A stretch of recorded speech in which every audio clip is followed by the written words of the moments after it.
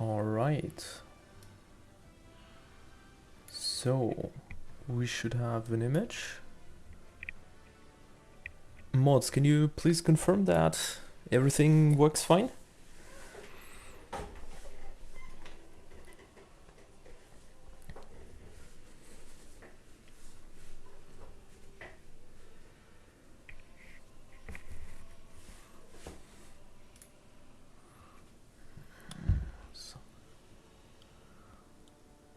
Alright.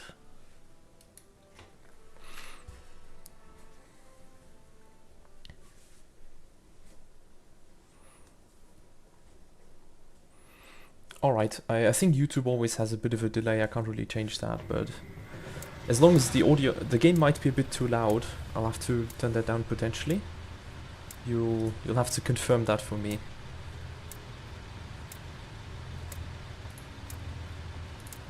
Probably go like this.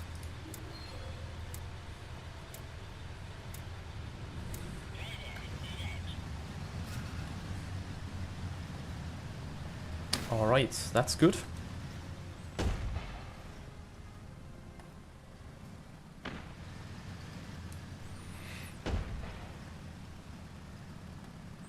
I think we're just gonna start off slowly and do a little bit of gameplay, and then we'll see where things go when more people are here. Ah, we can, okay, we can turn the volume. Let's go 25. Let's go here. So that should be fine. Hey Mulvat. Ah, it's going pretty well, I think. We'll see how the playtest goes if nothing explodes, and then we'll just roll with the punches. The game is running stable at least, so we'll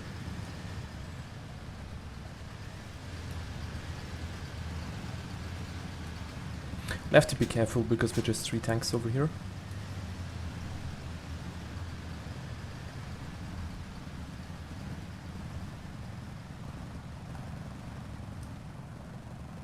Those 2 are gonna go up there.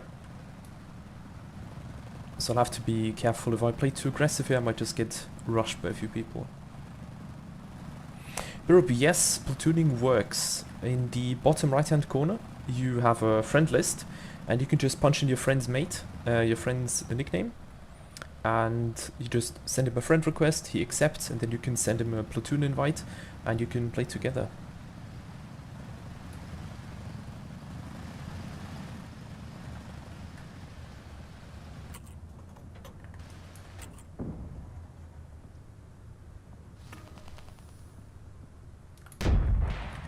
That was a bad shot. That was another bad one.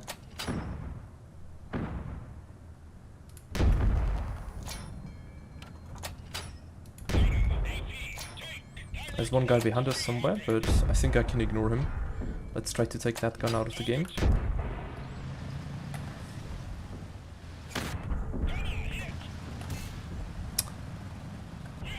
Ouch.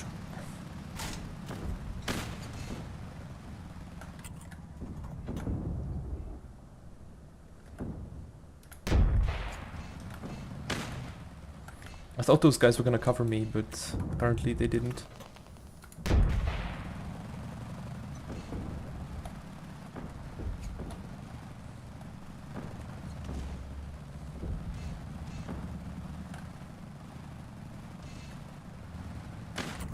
A lot of shots flying around here.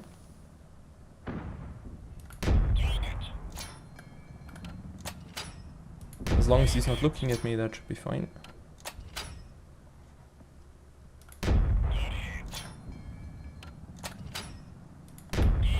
The D26 has a really powerful gun. It's like the sniper at rank 1. You have to be careful if this guy pushes, might be toast. So I can't be over aggressive, and also have to keep that guy back there in mind. I don't think I have shots on this guy down there. So we'll just have to sit here and be a little careful. Ah, he's moving. Might be able to get a shot on him.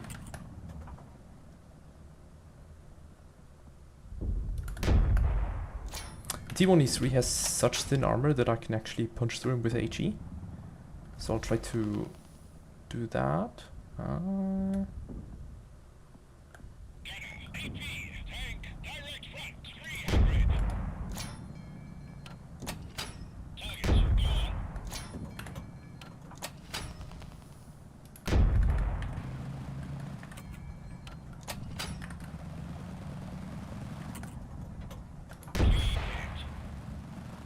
Ah, unfortunate. Well, seems we're losing this one.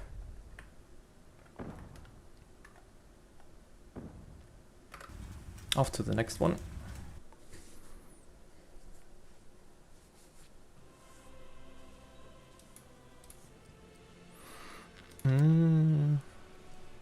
Let's have a look. We'll have to decide which vehicles we go for first. I think I'll probably go for the T1E3 and the T26 for the moment.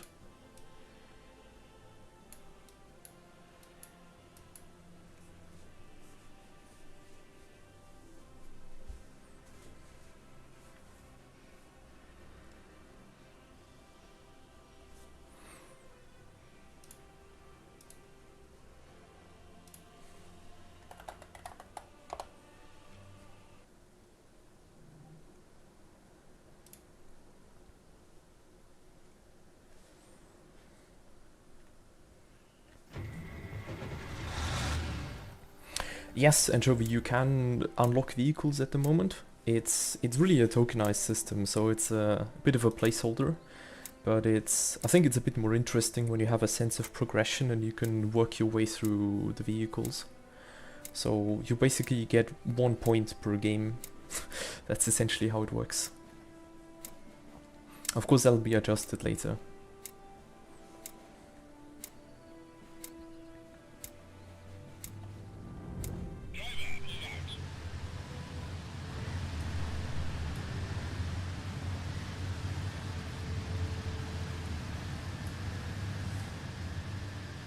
I think this guy's having the wrong idea.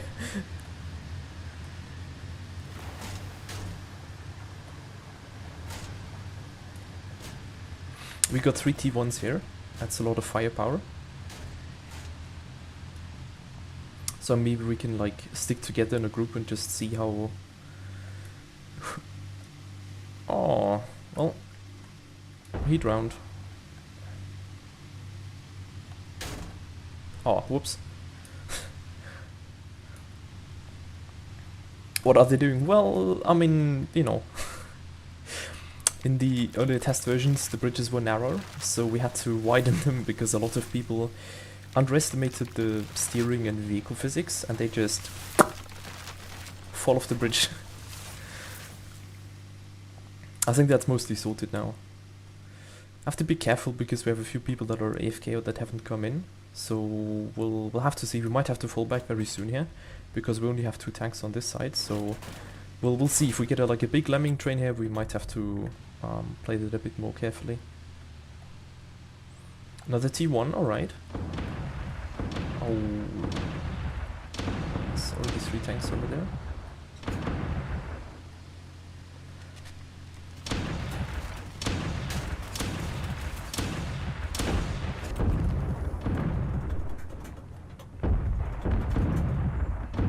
They're trading shots. So we got him. We have to be really careful, there's too many tanks. Oh, well, that's gonna be a problem.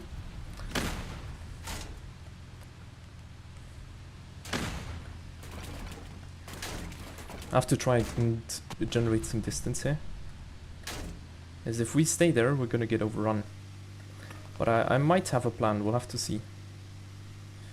Got spotted there. I have to duck for some cover and maybe I can go over there and sort of fight them from a distance. I have to really play around the clip here. Ah, well, that's that.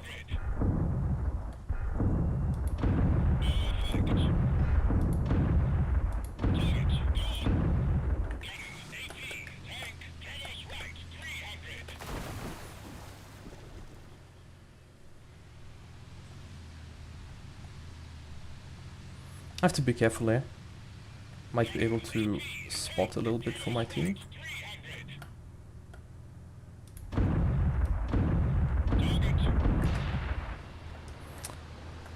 I don't think I'm gonna get any support here. I think, yeah, that's it.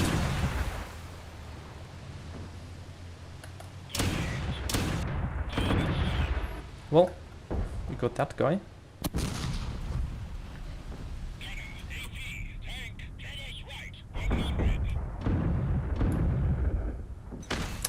Well, nothing we can do there. But I think we held them off for a while.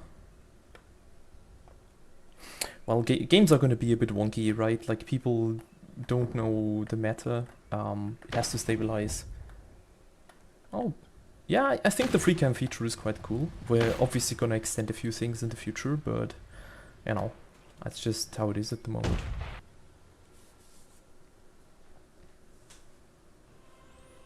Wait, let's go back.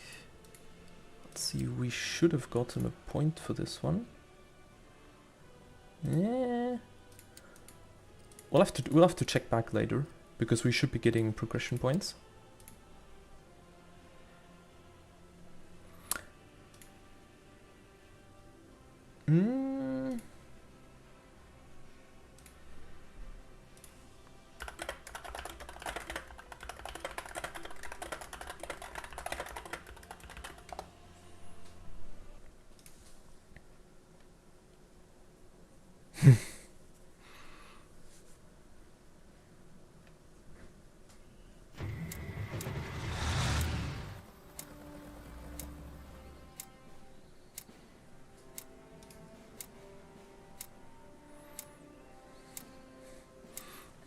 People are playing around with the customization for sure.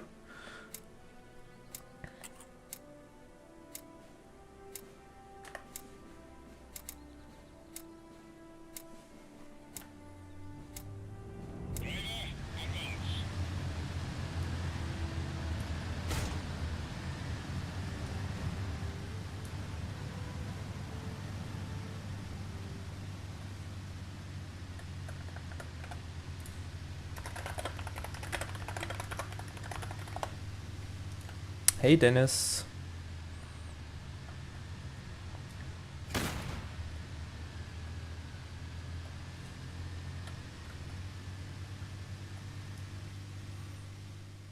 It seems this time we have a bit more people coming with us.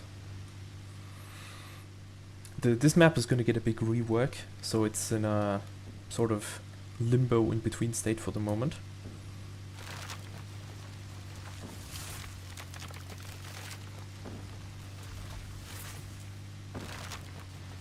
Notice the server is lagging a little bit sometimes. Hey Darkness Gaming.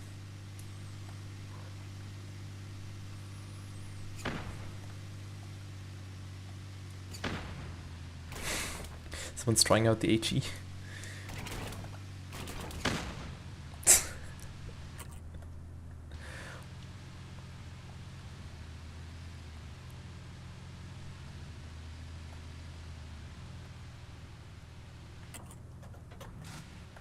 Let's wait for the backup. And we might actually be able to take that risk here. Ah! Alright. We'll have to play carefully. Because we don't really have armor, we can't really take hits, and we don't want to take hits. We wanna... yeah, that was a lag. Yeah, okay. The server is lagging for sure.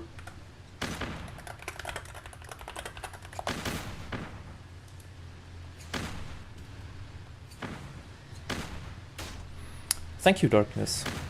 Well, the thing is, there's a few things that look very good, and a few things that I think need a lot more work, right? For instance, when you look at the buildings, they're not as pretty as I'd like them to be. The main reason for that is simply resources, right? If you can spend an awful lot of money on cool assets, the assets are gonna look good, right? And because we're a small team, we're still in development, we don't have all of that yet, right? Let's see if we can clip this guy.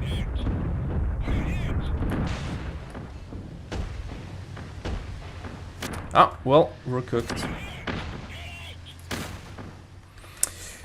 Ah, unfortunate.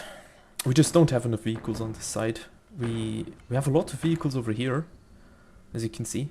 There's a bunch of them, but they're basically just standing around in the city. So that's something we'll probably have to address with some smaller maps. I think it's going to balance itself out, especially at the higher ranks, but for the moment games are going to be a bit wild. Servus Gertschmann.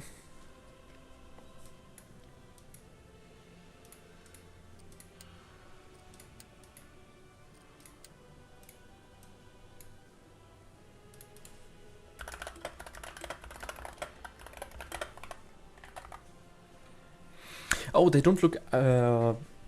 it's not like they don't fit thematically, it's just that the asset isn't super high quality, right? It's what we could find, and we'll eventually just replace it, right? Basically, if you already have a map with all the buildings and items everywhere, it's pretty easy to just swap them out. And that's what we're going to do eventually, but for the moment, you know...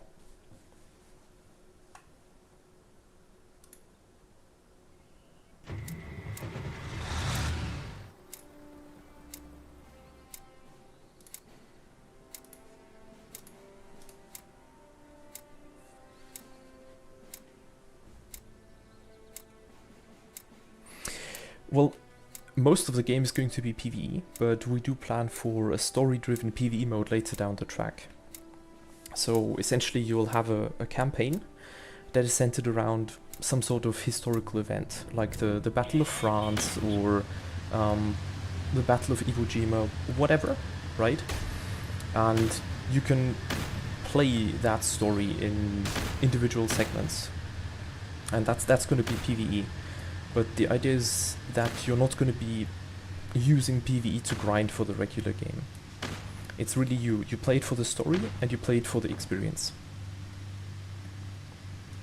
We're probably going to reduce player count a little bit for the moment, simply to deal with the server load. As you can see, a few of these people are spazzing out a little while driving, because they're, you know, lagging a little bit. So if we reduce player count, it's gonna dial that in.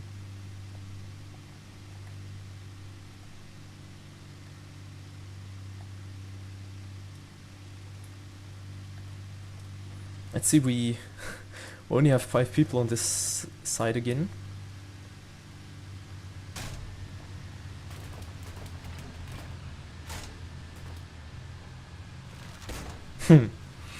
Well, the M47 does have a bit of a pear shape to it. I do actually want to play the M47 later down the track. I'm really looking forward to it. I think it's a cool vehicle. We'll just have to grind a little bit to unlock it today. But and if you stick around for a while, I hope we can play that one later. Alright. Oh boy! We'll have to be really careful with so many vehicles. Like, he traded really well.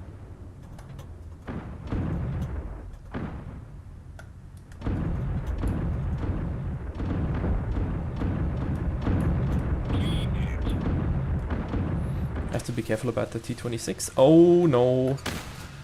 Oh yeah, getting overrun.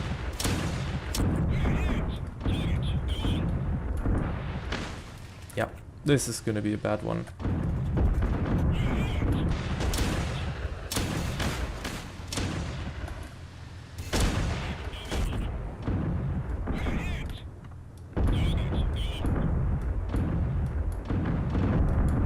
Not a lot we can do here.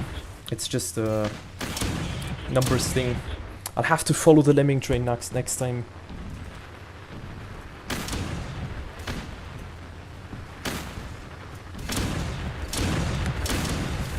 Darkness. So Steel Aces cannot have the same level of performance as Wall of Tanks for 2 reasons. One of them is that Wargaming had 15 years of time to essentially optimize their game and a few $1 billion in budget. And the other one is that we have more modern features. World of Tanks is built on a very, very old engine, and that's why certain features simply work differently. For instance, if you look at the map, most of their shadows are actually statically baked into the map. They don't dynamically change. For us, if you look at the trees, how they move, you'll see that the shadow also moves. And that means there's simply a bit more performance cost to rendering that shadow moving.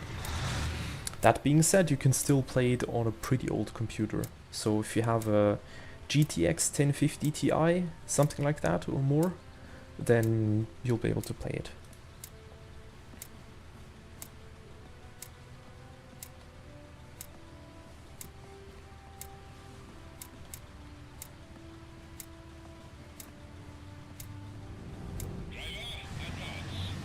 Salty, that is entirely possible, because there's a chance there's a few thousand people downloading at the same time right now. We are having a few more people than we expected, I think.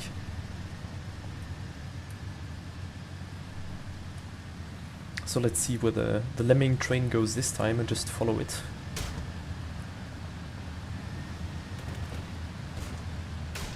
Okay. Right, okay, 6 tanks to the right, that should be fine. Huh.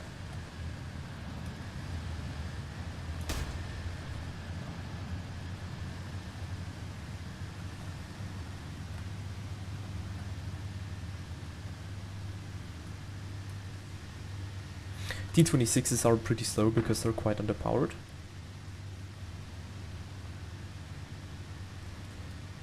Lots of Panzer IIIs, people really want to play the Tigers, I guess.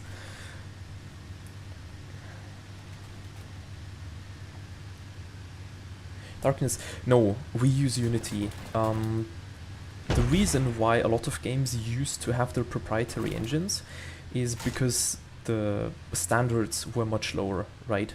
World of Tanks also doesn't use a proprietary engine in that sense. They bought Big World back in like 2000 whatever, and since then they've developed that engine, but they didn't build it from scratch. And the thing is, if you want to build a game engine from scratch with like nothing to your name, it's going to be extremely hard to do that. It's going to be years of work just to build a game engine. And nowadays game engines have so many cool features that you can use them out of the gate, and that's what we do. Pada, that is entirely possible. We've made a lot of last minute adjustments. If you find any, please go ahead and just put it in the feedback channel. We'll adjust that.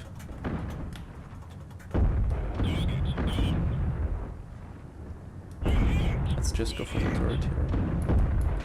Right, our clip is empty.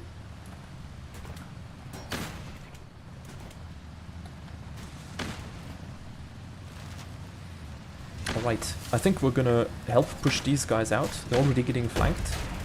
And then we'll turn around because we just lost the city. Let's focus on this guy. Alright, we got him. Nope.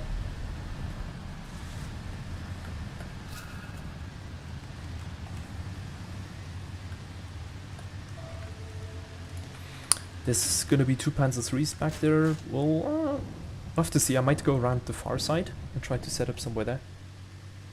What happened with my arm, Kartoffel? What do you mean? Oh, you mean this one? Oh, it's essentially a gaming sleeve that I wear underneath because I work like 12 to 14, sometimes 16 hours a day. And if I move around on my mousepad all the time, I like to have something in between. And this just helps slide a bit smoother and it keeps everything cleaner. I like it a lot. And I think it's something that really comes in handy when you use your computer a lot, right? There we go. Oh, no! We'll have to be careful about those guys. We can just make it... Ah! Just managed to make it around that corner. We'll have to be super careful on this. Like, if they shoot us once, we're toast.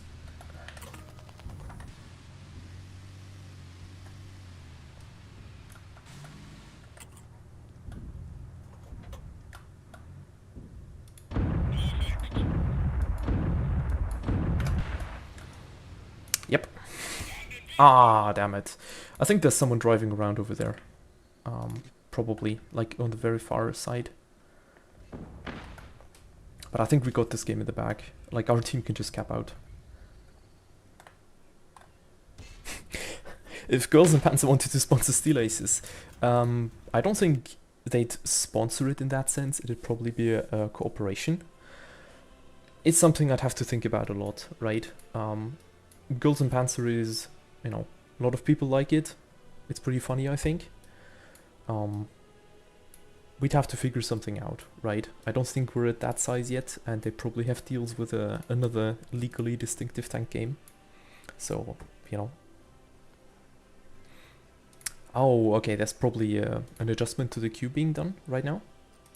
That's why it says connection failed.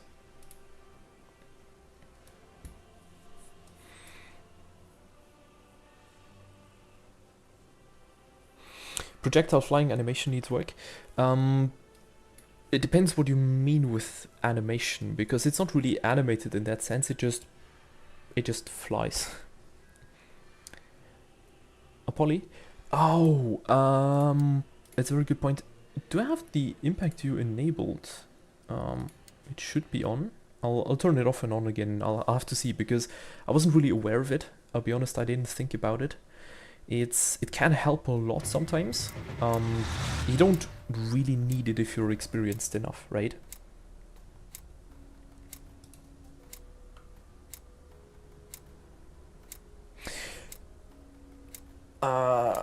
Ahura, it depends on what graphic settings you use. If you have a 4070 and you just run out of video RAM, it doesn't matter what settings you're running, right? The main switch is going to be texture quality. If you use more texture quality than your GPU has VRAM, you will lag. It doesn't matter what quality you're running at. If texture quality is at ultra or super high, you will burn out at 4070, right? So let's let's go ahead and turn that off. And let's turn that off again, and we should get that. I really wasn't aware. We should see the impact view.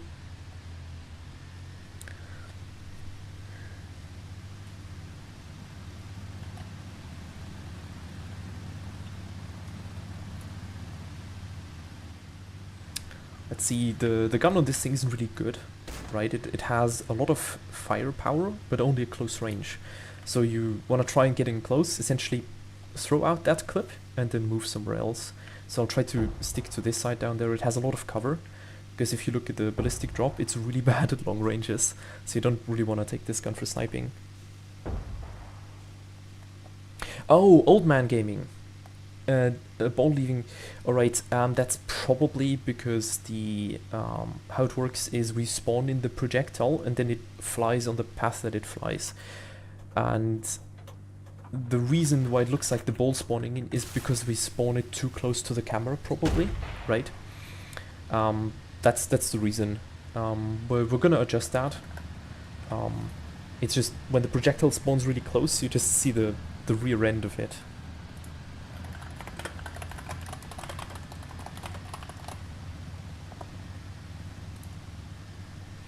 YOLO, yes, well, technically there already is an Abrams in the game, it's just not available for public playing at the moment. The game will reach all the way to modern vehicles. So right now the ranks 1 to 10 are available, but for a final release we'll probably have 19 ranks. It was 13 a long time ago, and then we just ended up adding more and more for balancing reasons, right? We have to make sure there isn't too much compression, and that you don't meet two modern vehicles with semi-old tanks, right? It's just not fun.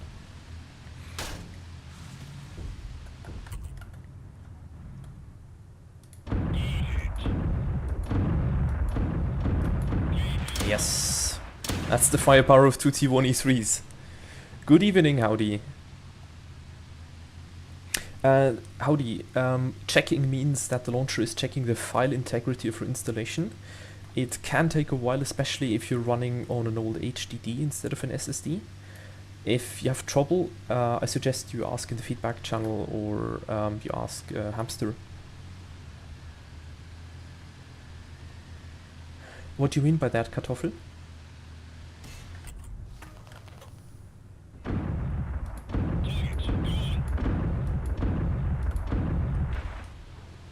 Okay, that guy's knocked out.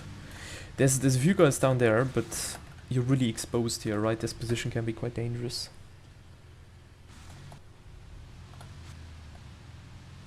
A cat? Yeah, we'll most likely add the IS4M at some point, right?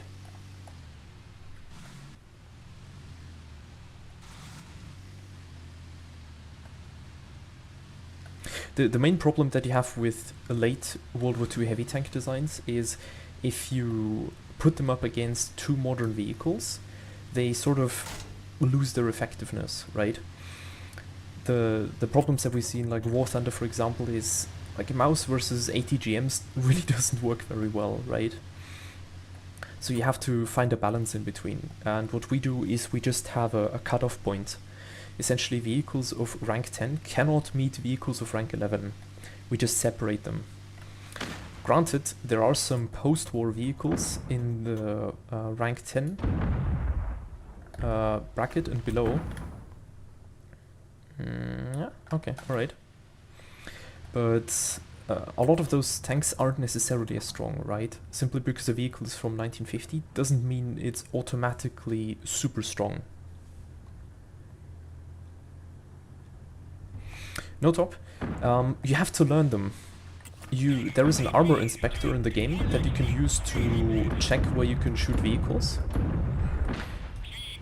But you don't have an armor inspector in the game. So the game doesn't tell you in the battle where to shoot. And that is simply for one reason: we want armor to be relevant. Right? If all you have to do is search for the green spot, then there is little point in playing heavy tanks, right?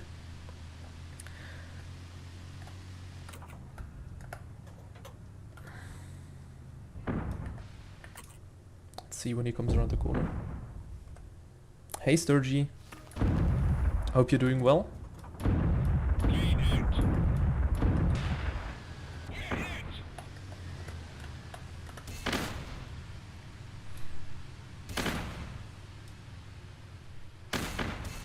Günther, das Spiel ist momentan schon in Deutsch lokalisiert.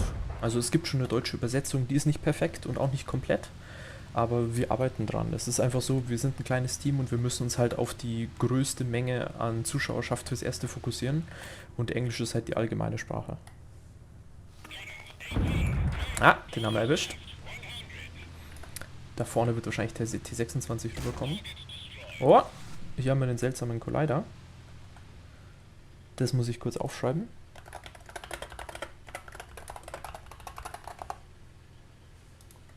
So I'll have to take notes sometimes when there's mistakes. Like, as you can see, here is some sort of broken collider on the ground. Like some weird rocks, which is a bit of an issue. Alright.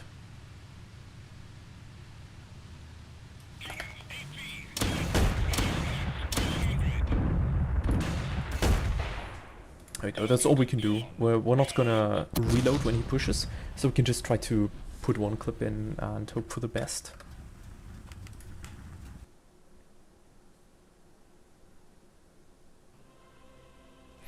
The armor inspector is over here. So you can use this, you can select the vehicle you want, you can set the range, you can check where internals are on the vehicle, and it basically, you know, tells you where you can pen other vehicles, right?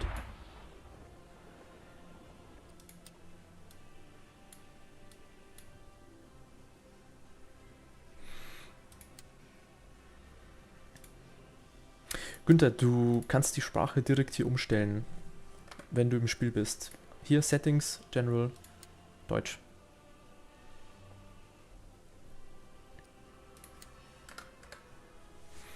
So, let's proceed up the ranks.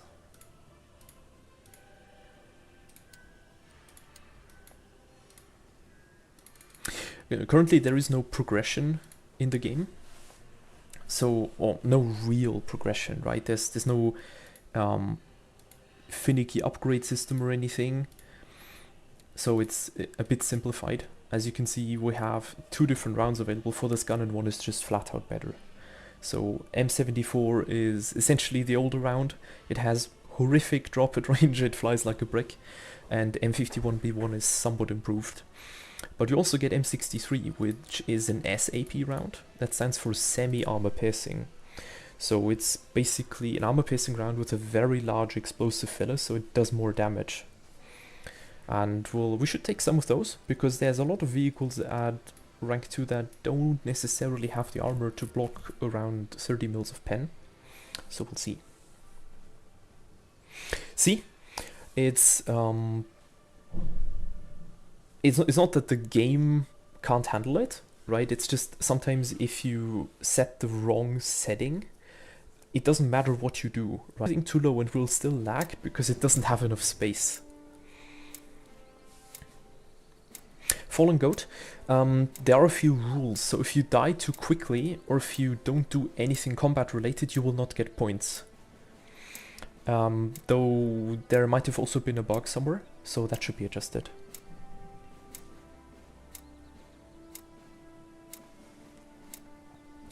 I mean, there's a few M2s, right? There was the M2 light tank, and this is the M2 medium, but let me think. I think this is the later version, because there's two different versions. There's one that has the tiny turret, and there's one with the bigger turret.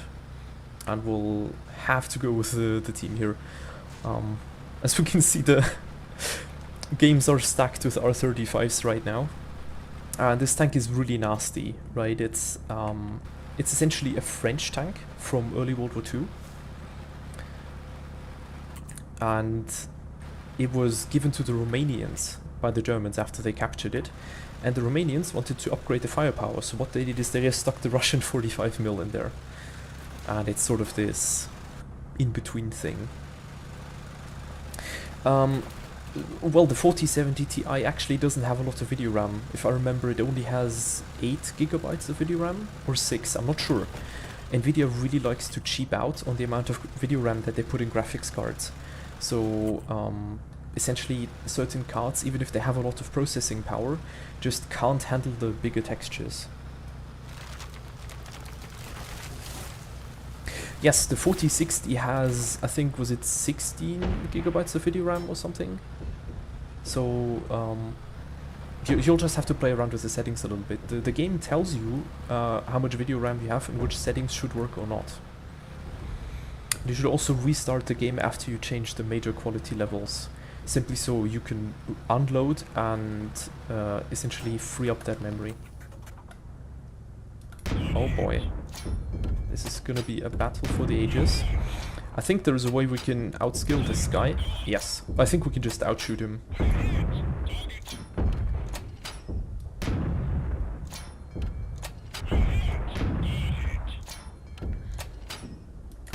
There we go. As you can see, I switched to the number 2 because the R35 is a retrofit. It's a modification, right? So the armor isn't as good as on the original, which means that we can abuse that if we know how thin it is and where it is thick or thin, right? And specifically around the gun shield, it's only on 25mm. Hello from Spain. Well, collapse policy, we don't really have a set collapse policy yet, right? Like, we're way too small, we don't have people knocking at our door, oh, we really want to collab. The game isn't out, right? So we'll have to figure that out over time. But essentially, we're not gonna collaborate with something that doesn't fit the game at all, right? We want to keep the game focused on tanks, on tank history, and we want to keep it authentic. We're not gonna go with like complete fantasy anime stuff. So there's not gonna be, I don't know, Azure Lane or whatever cooperations, right?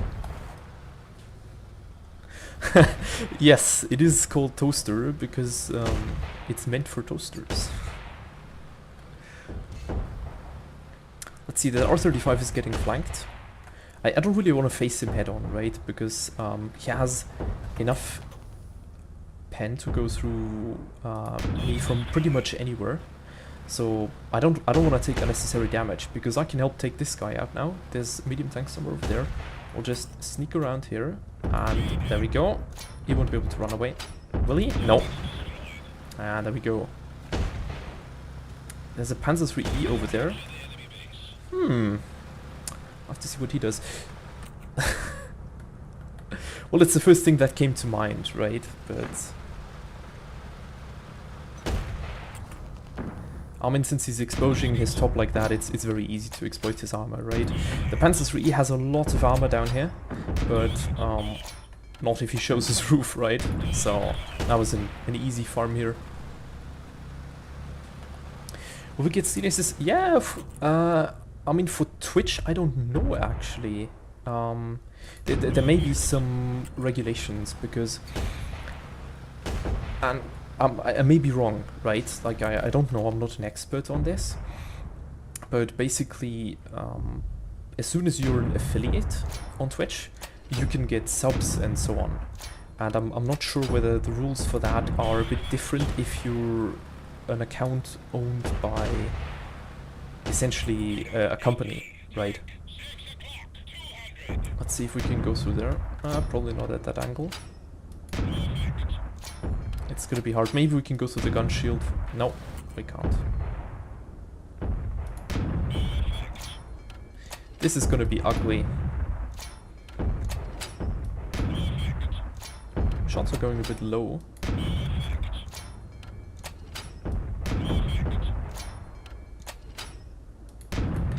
Nope, nothing I can do with this gun.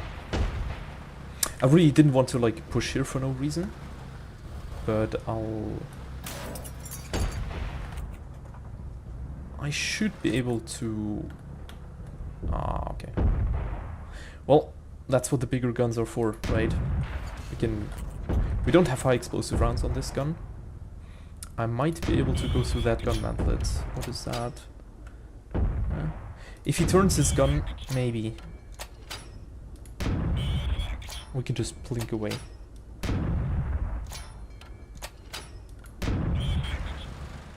I think we'll just have to push here, to be honest. Shooting cupolas does deal damage. It's just that because cupolas are mostly empty, they don't deal a lot of damage. So if you, for instance, shoot a Panzer IV, in the lower part of the cupola where the commander is, you can deal full damage. It's just as soon as that commander has taken enough damage, the damage will be reduced. And if fragmentation doesn't actually hit the commander, then of course you're basically not going to do any damage at all.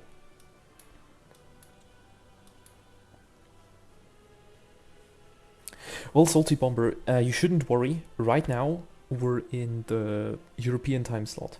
So you have around 3 hours left until the North American time slot even opens, which means you'll get better ping back then. And if all of that isn't enough, and you can still go ahead and just play in the next 2 days. Silvio, the HE mechanic... No. HE is completely different. So basically the way high explosive rounds work is not completely dialed in at the moment, but it's essentially working like real life. So if you shoot a thinly armored vehicle with high explosive rounds, it will act like an armor piercing round, right? Essentially it tries to punch through the armor with its kinetic energy and then detonate on the inside of that vehicle, dealing massive damage. If it doesn't go through, then it does partial damage and throws a bunch of fragmentation around. And that depends essentially on how close did it come to punching through the armor plate. So if you shoot a high explosive round with 90mm of penetration power at 100mm of armor, you will still deal a lot of damage. Let's see if we can get those guys over here. Lots of Panzer IIIs here, we have to be really careful. The Panzer III has a really nasty gun that has a really high fire rate because it has a 3-man crew. We only have a single-man crew, but there is a little trick we can use. It doesn't have a lot of armor on the face, on the turret, specifically the gun shield, so we can punch through there with SAP to essentially get better trading. Yes, Larry, essentially. If you shoot a vehicle that is mostly empty or in a space where it's mostly empty, you will deal reduced damage. And that is essentially an implicit part of balancing. So some vehicles have layouts where, you know, crew members are better protected, and that will be reflected in the game.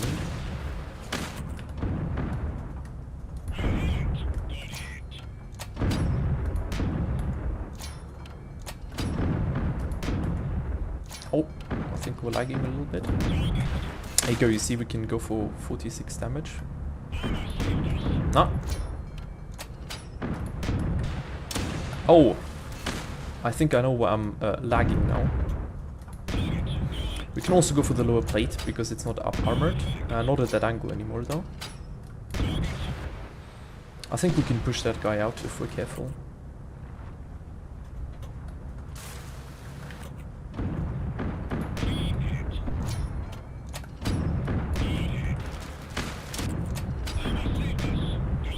That was a bad shot. I think we can just sit here and trade with him. No. No.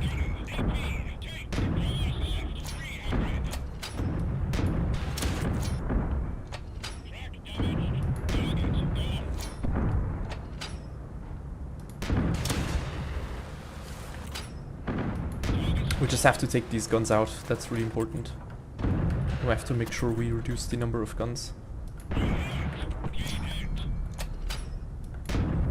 Lower playtest in. So we can go through with SAP. I think we're gonna win this trade. Alright.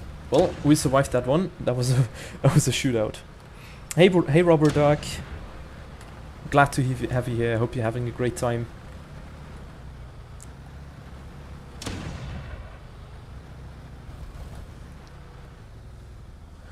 Hey Josusi, you don't need to authorize with the Discord or anything. You are cordially invited to join the Discord, to give feedback, join the discussion, you know, if you have questions, anything you want to talk about. You can register directly in the game. So because it's currently in testing, you don't need to provide a real email address. Just punch something in that looks like an email address, it doesn't matter. All accounts are temporary. You don't need to join Discord to apply. You can just go to the website steelaces.com. There's a big download link. Hit that.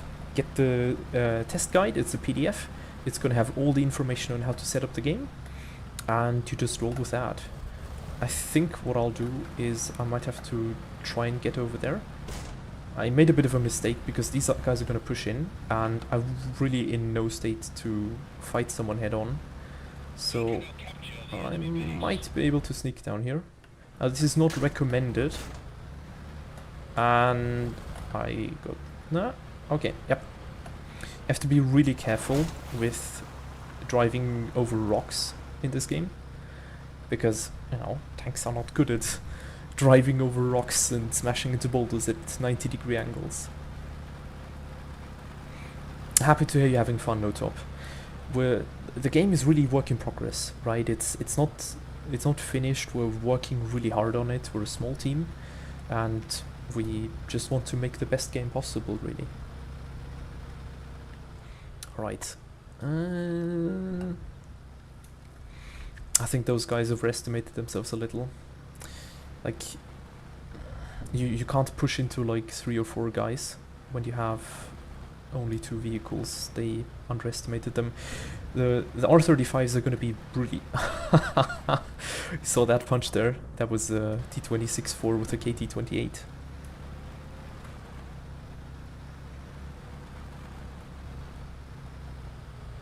A list of streamers who play Steel Aces? Kind of. I mean, we've had a bunch of people try it out.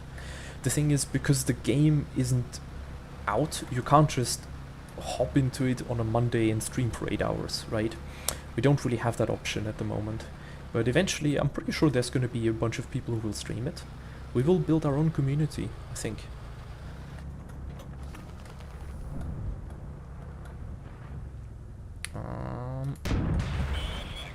Yeah. I have to be careful because sitting here is not going to do a lot. I can't help my teammate, really. My gun is a bit too weak. And yeah, he took that guy out.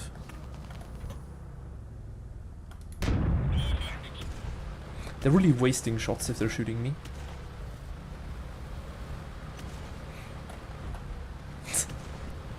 Well, then let's hope you can keep that win streak up. Well, I think we're screwed.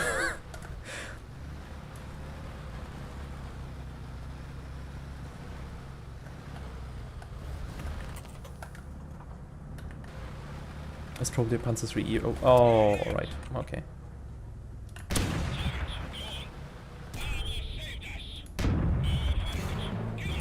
Well, unfortunate, but that was a close fought game.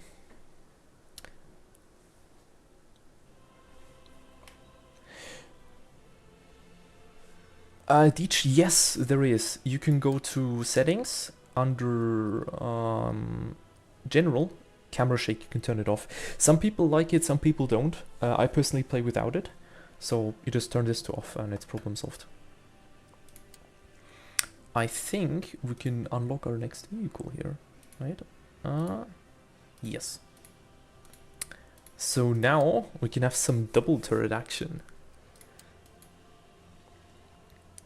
So that's fine. We need none of this ammo because that's the bad one. It has a ton of ammo, it's just packed with it. We can take some HE and we can roll with that. Did we get a point with the T26 before? Maybe not, did we? Okay, alright, we need 5 points with the T26, so we'll just go with the M3. Hi, Byrup. Well, you can get a, well, tier, sorry, rank. It's, you know, you're used to the word tier sometimes. Rank 3. You get a rank 3 vehicle by playing a rank 1 vehicle, getting points. And with that point, you can go to the research tree and unlock another vehicle. There are a few conditions, so you have to be alive for at least 3 minutes, and you have to do something, so you have to, like, fight. You have to deal some damage.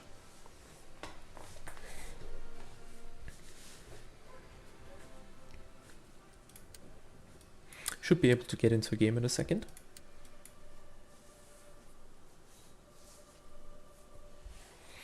Yes, Juzusi, I hope that's the case. We really try to stay away from all the sort of toxic mechanics that have, you know, existed in similar games. We don't have RNG on penetration, right? So every single time you pull the trigger, your gun will go through exactly the same amount of armor. It's not going to be random. It's not going to be 50 millimeters one time and 60 another time. It's always going to be exactly this amount. There is, of course, a little bit of randomness to where the shot lands in the circle, but as you saw before, for sure, guns are very accurate overall. And that ties into the other combat mechanics. Essentially, guns need to be accurate because we want to reward aiming, and because weak spots exist and armor is relevant. You can't just go center mass. You have to know where you're shooting.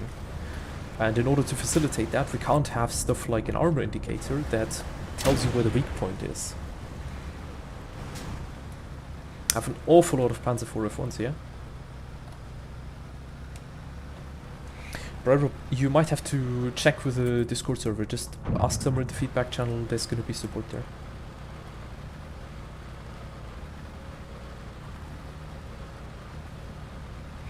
Cloaker. So, first of all, we're not some big corporation, right? We don't have a board sitting somewhere with like economics guys pushing KPIs and telling us we need to make X amount of revenue. We don't have that. This game is actually owned by the developers, so our main focus is going to be building a good game, right? That's the main objective. We have a very large agenda moving forward. We want this game to be supported for a decade, preferably significantly more. This is not going to be a flash in the pan. This is not going to be a turn and burn scheme. We've already spent years of our life on this project, and I want this to be the best tank game there ever was. And we do listen to community feedback.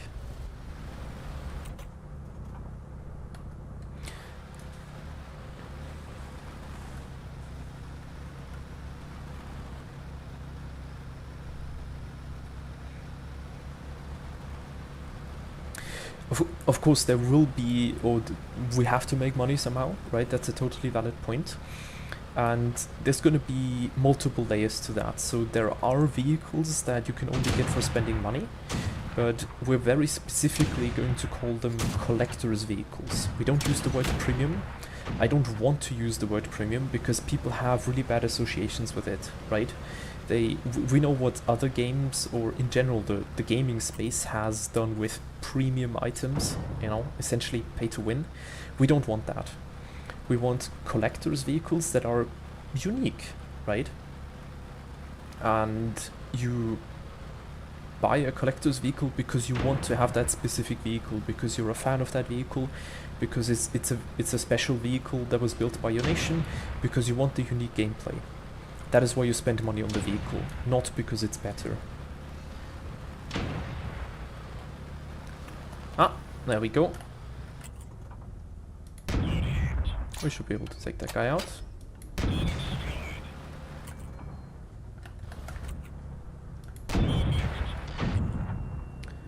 I have to be really careful here with the Panzer 3, the Panzer 4. Oh, we messed that shot up bad.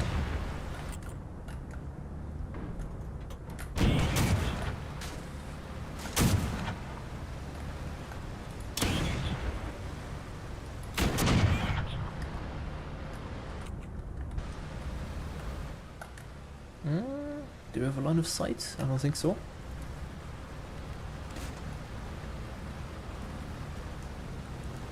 Cloaker, if you join our Discord server, you can have a look at the testing schedule and you'll see what the testing days are going to be for the next 2 days or for this week.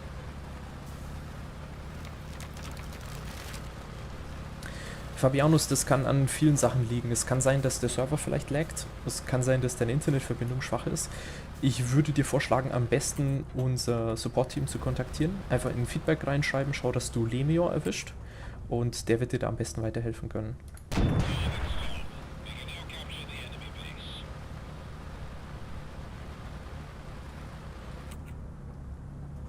Ob the stream is still running fine on YouTube?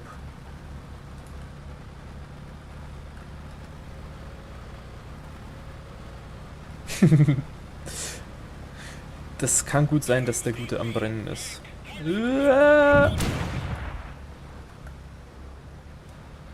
Wir warten hier einfach, bis unser Teamkamerad außen rumkommt.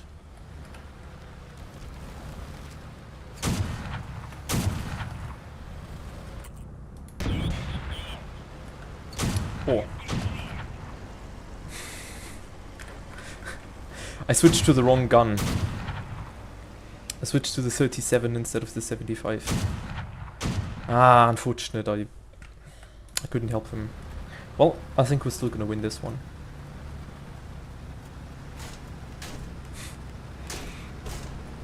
Well, I hope the many people think like that, Kartoffelkäfer.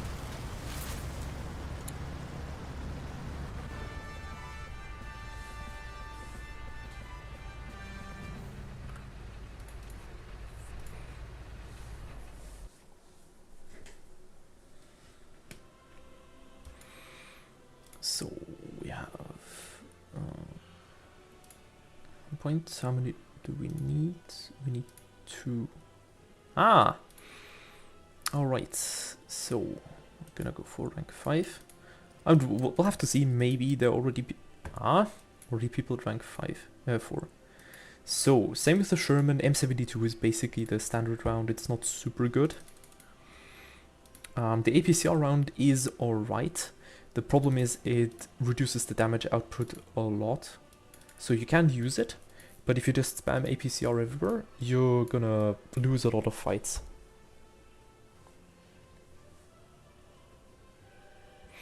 Yes, you do have a battle report. If you have a look, I mean, it's preliminary, right? It's work in progress, but you can see how many shots did you fire, hit, penetrated, ricochets, misses, stuff like that, right? These statistics are not all completely perfect so far, right? It's a bit work in progress, but we'll get there.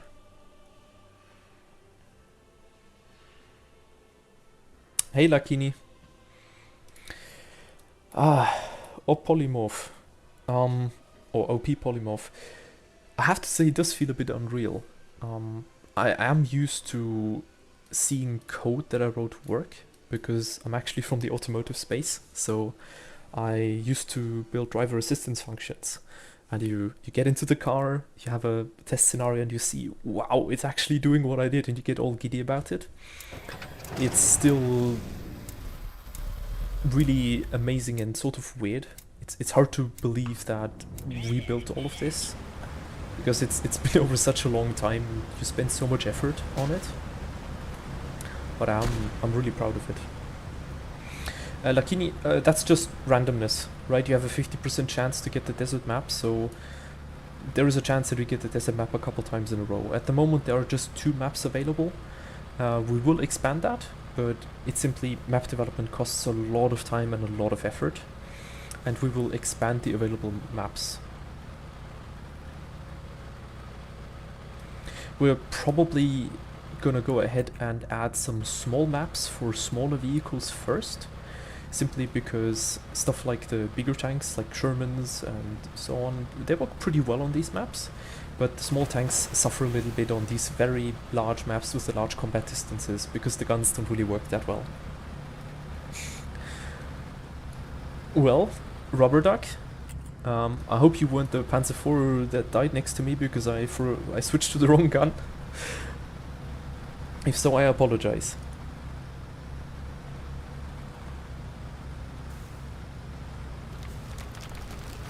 Well, no, I think you're absolutely right. Tanks can look adorable, right? Like the looks, the German Panzer IIL looks incredibly adorable. It's such a small, boxy little tank with a tiny turret and a 2 centimeter. I think I love that one. Let's see if we can get him in the cheek here. Ah, I was a bit too far on the outside.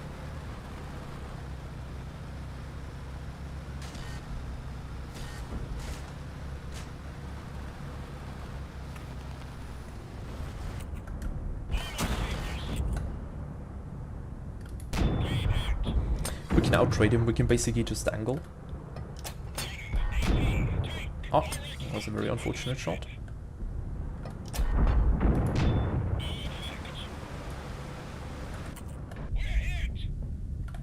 Ouch. Oh, there's an F2 down there. I'll try to get into cover over here.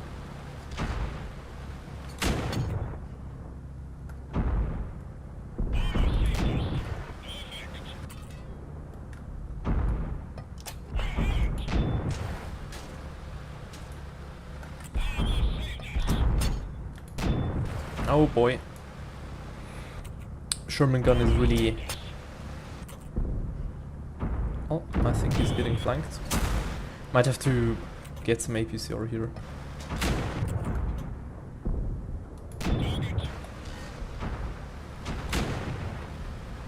So, yeah, so because the game is work in progress... Oh, we missed that one badly. Because the game is work in progress, there's a lot of things that just aren't built in yet, right? And that includes stuff like, you know, supply depot, whatever there's gonna be later, right?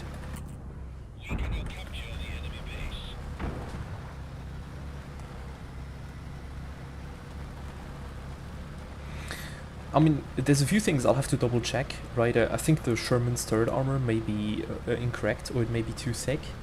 I'll have to double check that afterwards, because I should have died there, I think. I tanked a lot more shots than I think I should have.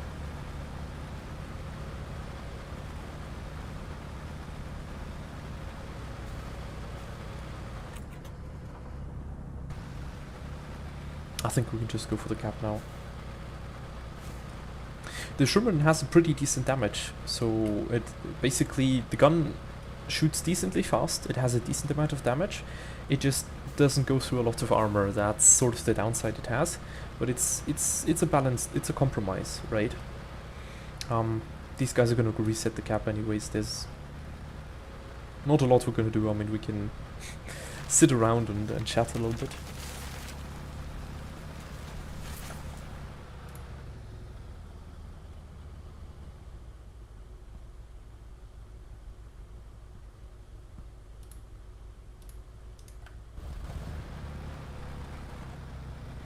So if you have any questions, shoot now. As we're not going to do anything right now. There's one guy on the cap, and the other guy is over there. So chances are we're not going to do too much this game. Or maybe there is.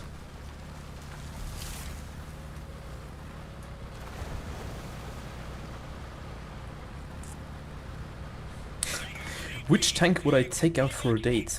Oh, ooh. Ah. That's a hard question. I mean, let's phrase it a little differently, maybe, right? Which three tanks would I take out for a date? It boils down to what's your favorite tank, right? Obviously, for me, it's the Bulldog. M41 Bulldog is my favorite tank. That's where the name comes from. It doesn't come from the animal. I think the Leopard 1 is a really cool tank. I like that one quite a bit. Alright, and we have our rank 6. And I think we might actually go back to some other vehicles. Simply because I want to catch up on the low ranks later. But if we don't play rank 1 now, we can't unlock the others. Let's see, are we gonna go for the Soviet vehicles or the German vehicles?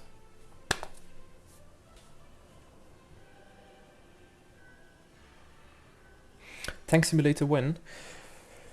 So the thing is, because the game is actually built on a simulation and not a game in the classic sense, we have the ability to configure things. We can have different rule sets, we can have a realistic rule set. Right now we're playing under the arcade rule set with life points, so we can adjust things, and there absolutely will be a realistic mode later down the track. Hey Chris, thank you for the raid. I'd pull up in a mouse. Well, then let's, we'll go ahead and hop over to Panther 3A. We don't need a lot of HE really, and as I think we can still get a rank 1 game if we're lucky. So rank 4 here is fine, we sort of outpaced them a little bit, we already have a rank 6.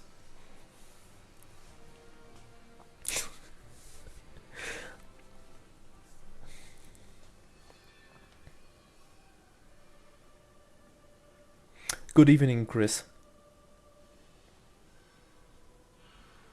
Well, Anchovy, but if you pull up to a date with a mouse, then you're gonna leave a lasting impression on pretty much everyone and everything in the near vicinity, especially the road.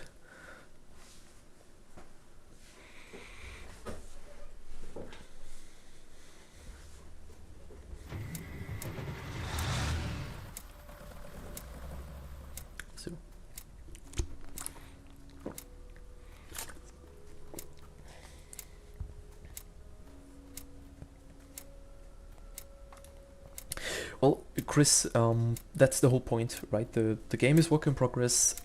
We have to slowly ramp up. We can't just open servers for 24 hours for a whole week. We don't know how many people will be there. Servers are expensive, so we have to focus on what we want to do first, and then slowly ramp up. We want to add a lot more content to the game, a lot more polishing, and we can only do that by gradually increasing the scale.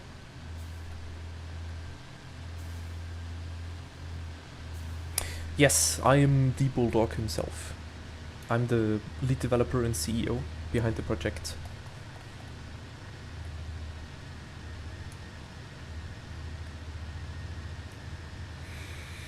Well, let's see, this split is going to be interesting. We have only 2 vehicles over here. Maybe we can... we'll probably have to play around that hill up there, simply so we don't get rushed. Hi Tankistas. No, there is no penetration indicator. Not in the game. In the hangar there is one. You can inspect the armor on a vehicle and simply look how thick it is, where weak points are.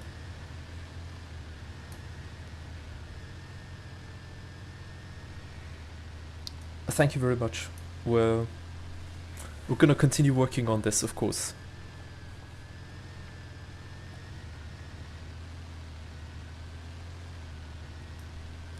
Well, Chris, there are certain standards in these games, right? And I don't see a reason why you should deviate from certain standards, right? It's fine to have team lists here. There's a good reason for that. It doesn't get in the way, and you can see at a glance who your team members are and where they are.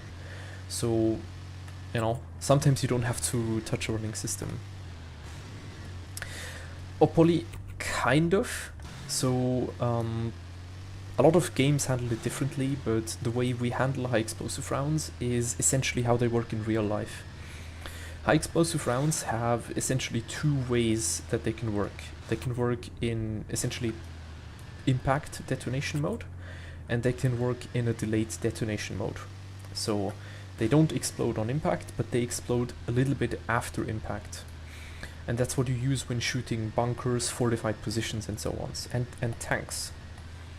So with that in mind, you wouldn't shoot at a tank with the high explosive round set to instant detonation, because then it just explodes on the outside. And that's why they do have a significant amount of penetration. So as you can see, this one can go through 18 millimeters of steel. And if it does, it will deal significantly higher damage. 65 over 50, that's very high. The downside is that, you know, it's not very good at punching through thicker armor. It will also punch through thin plates though. So if you have like a 5mm skirt, the high explosive round will go through that. It's not going to set off immediately with a thin skirt.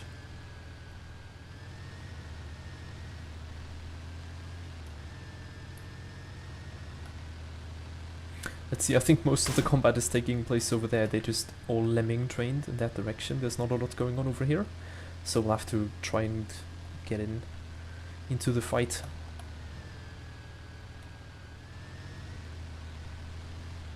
Howdy. It's not French, it's Romanian. It's a Romanian modification of the French R35. It's... Oh, yeah. Yep. You already have it. So you found that. Thank you, Chris. That is specifically the goal, right? We want to make this the game that I think a significant portion of the community has always wanted. A lot of people wanted a different approach, and I think we can offer that. We don't have to copycat someone, we don't have to clone other games. We just build our own game. Yes. And it also shows skill expression, right? If you don't know where to shoot, the R35 is extremely hard to fight. It depends on the vehicle a little bit sometimes, right?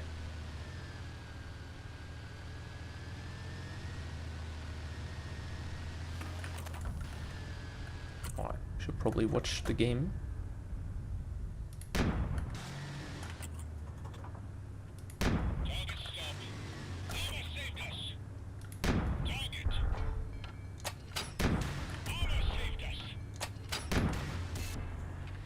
There's a lot of people up there.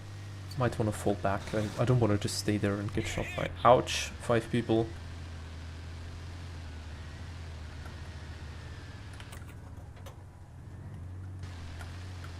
Some guys over there. Fast. So, the grind, right? I'm gonna give some basic directional statements on this, right? So there has to be a grind, because you have to work to feel accomplished, right?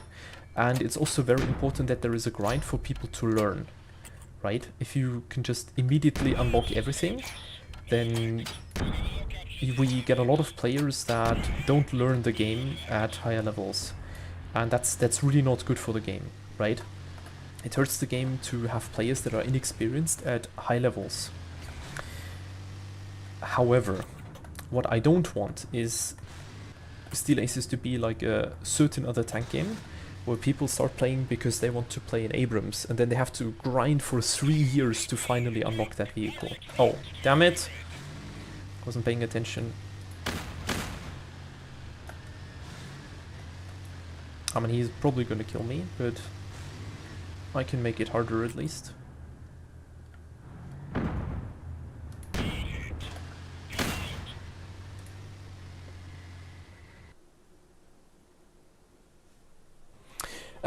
Hahora, these are global research points. These will not change. You have to go to the vehicle research here, and then click on the vehicle specifically, and then you'll see it.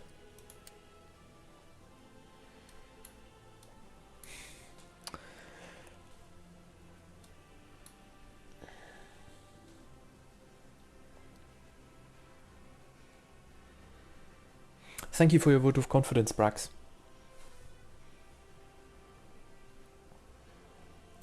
Günther, wenn du dir die Test-Schedule anschaust, dann siehst du, wann es weitergeht. Am Freitag, gleiche Uhrzeit, 8 Uhr abends, fängt die nächste Testrunde an. Vielleicht Sonntag auch, ist momentan noch nicht festgelegt. Aber dir läuft momentan nichts davon. Also das wird jetzt ein paar Wochen lang so gehen. Yes, so the entire progression isn't like 100% defined at the moment. But the idea is you have points that you can use to unlock every vehicle and then vehicle restricted points. Not a lot going on at rank 1. We'll see, there's people all the way up to rank 5 now. What are we gonna do? Yeah, let's go for a game in the T26.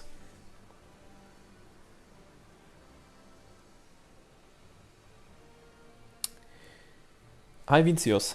Are Cold War era tanks and MBTs on the roadmap? They absolutely are. So they actually are already in the game. We have some Leopard 2s, we have a Chieftain, we have some modern tanks. It's just not enough at the moment. So we will make them available for playing at a later point, but they are absolutely planned. If you look at the research... that would have got into game.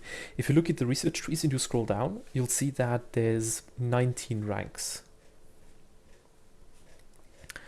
So it's gonna go for a while.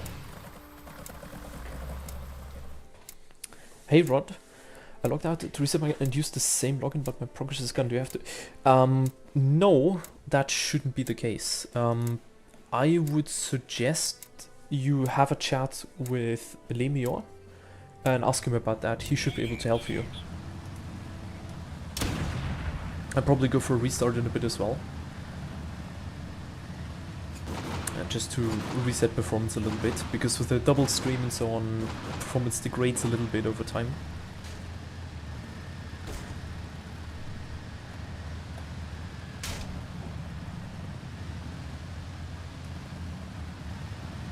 Okay. Maybe that was just me tabbing out, or...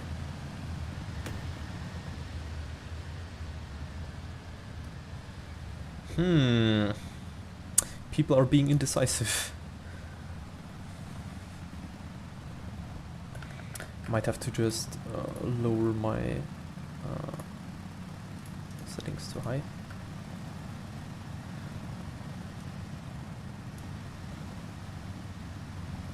I'll have to see if after... there we go, 71 frames. Sometimes, especially when you're on the border and you have double streams running, you can run out of video RAM and your performance will drop a lot. And that's simply because the graphics card doesn't have enough space to store the textures. So what you saw me do there is I literally just lowered the texture resolution. You don't really see it affect things a lot. Oh.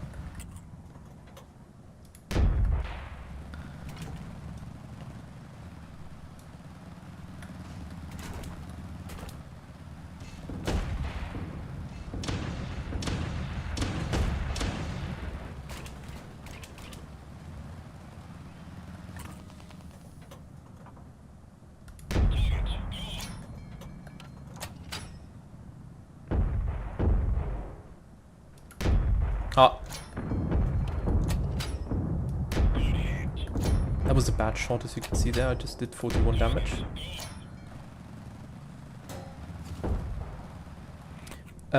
Failed. You have to have a look at the research tree. So the tree will show you if you can unlock a vehicle. You don't have a currency indicator at the moment right now. You don't see directly how many points you have on a vehicle. You have to go to the research tree. Oh, a fox. As you can see there, you can actually angle against vehicles with machine guns. We'll have to be really careful, because he can absolutely chew me to pieces. And I will try out high explosive rounds against the vehicle without armor. Come on.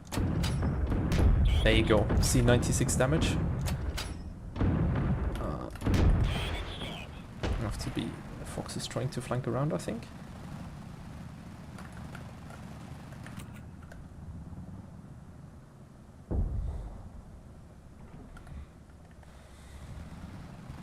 Maybe not. Maybe he's not trying to flank.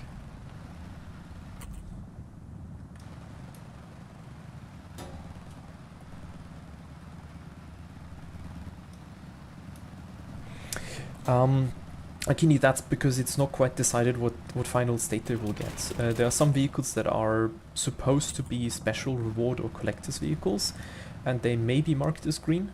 Like the GM Fox, for instance, that's a special collaboration with the Canadian Tank Museum. Shout out to those. That's why it has an epic skin, you could say. It's built like the actual vehicle. I've actually had the privilege of riding in it in real life, and it's an amazing experience.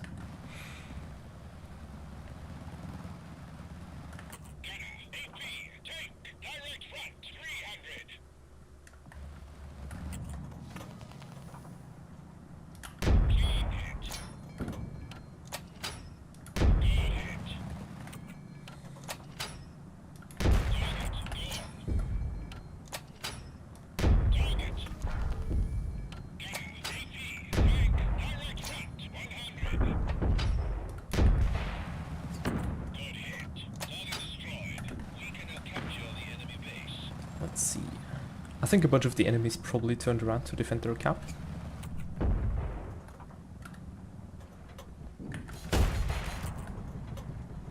Fox isn't really going to do a lot of range.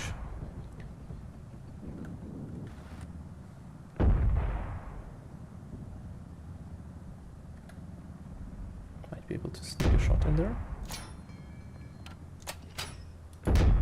Ha! Ah, wonderful.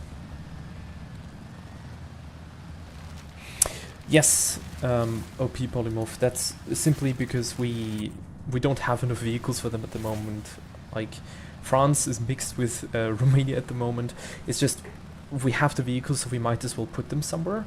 And it's better than not including them at all, I think, right? Yes, it jumps very far. There's not a lot we can do at the moment, we just don't have enough vehicles to buffer in between. Akini, tanks will have modules. You mean upgrades for the vehicles? There will be individual upgrades, yes. They will focus a lot on basically firepower ammunition. So you're not going to swap out the whole gun, you'll just get different ammunition. Because that's what most vehicles got in real life, right? You simply get better ammunition that improves the performance.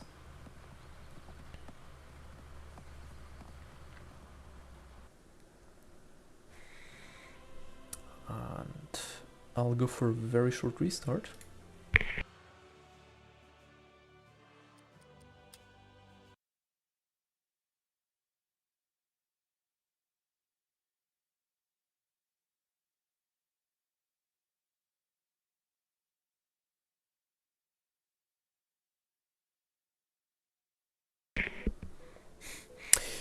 Yeah, I mean, there's no real way that we can put an accurate queue time estimation on something, so, you know, we put a placeholder in there.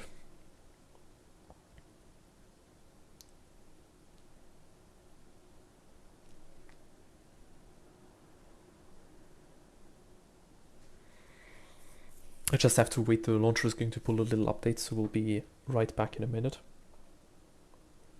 Failed gang. What direction do you want the game to go?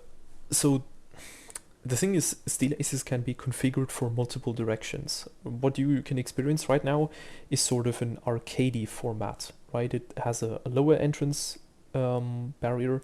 It's easier to understand. It's easier to learn. And it's also better suited for certain types of gameplay, like competitive, for instance. Having life points gives you a resource to work with. You can take risks, you don't die immediately, you're not out of the fight right away. And that's really what the life points are for. Realistic is going to have different rules, of course. Same for mobility.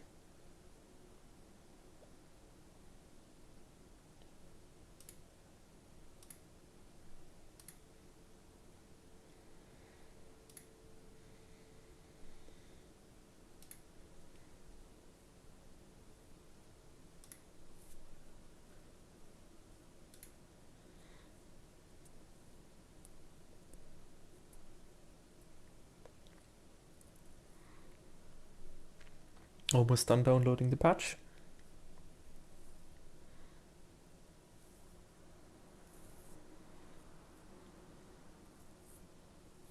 If the game combined region, does that mean technically some nations would be lower ranked and other nations would be higher? Yes and no. So while we have the major nations like United States, Germany, Britain, well, England, how we want to say that, they will have their standalone tree because they have enough vehicles for a full standalone tree. Lots of nations have a few vehicles for the lower ranks of World War II, like Italy, for instance. They don't really have something in between. So there is nothing that you could put in the Italian tech tree that is like a Panther performance level, really. And we can't exactly have a gap that jumps from World War II all the way to modern, right? So we have to find a compromise in between. Let's see, we should be able to, we need 5 points. Oh, right, okay, so that grind is going to take a bit. We have some games going on at 4. I think we'll go ahead and finish out the grind with the T26 for the moment. There will be smoke screens available for vehicles, yes. There's going to be some tactical features like that. Also drones for modern vehicles. But that's sort of in development for the moment. You have to balance it very carefully, but smoke screens can be a really good option for especially light armored vehicles to do a mistake once, right? We might unlock some wheeled vehicles later, the Puma, not sure, we'll have to see.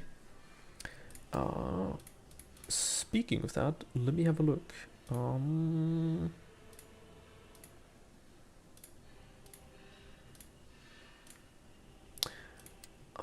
We're gonna leave the queue, we'll go with the Panzer III. Let's go ahead and try to unlock the Puma if we're already at it.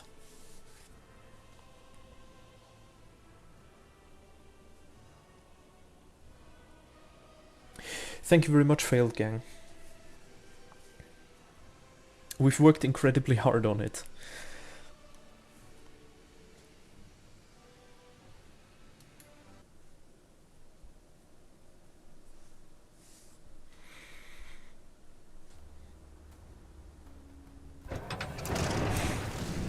Hey Henry. Well, I hope it is a breath of fresh air. It's intended to be one. Steel Aces is its own thing, right? It's not a copycat, it's its own game. There is some overlap with World of Tanks, there's some overlap with War Thunder, right? It's all tank games, but Steel Aces is its own thing. And there are some people who will prefer World of Tanks, there are some people who will prefer War Thunder, and that's fine. And there's going to be a lot of people who will prefer Steel Aces.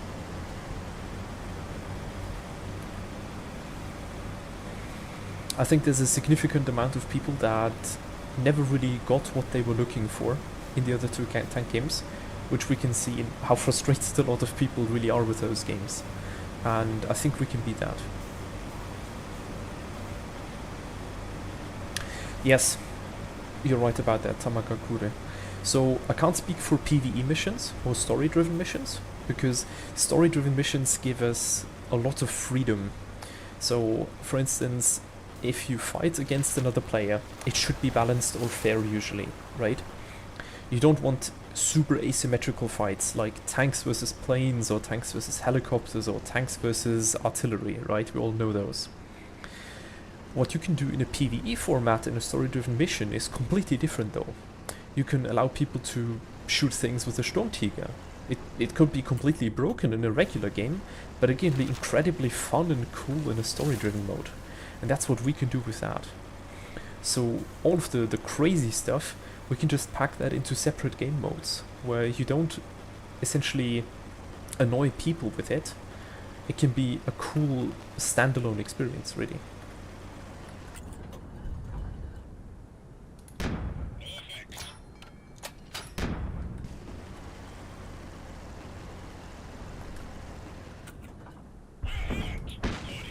Oh boy, the Goon Squad has assembled.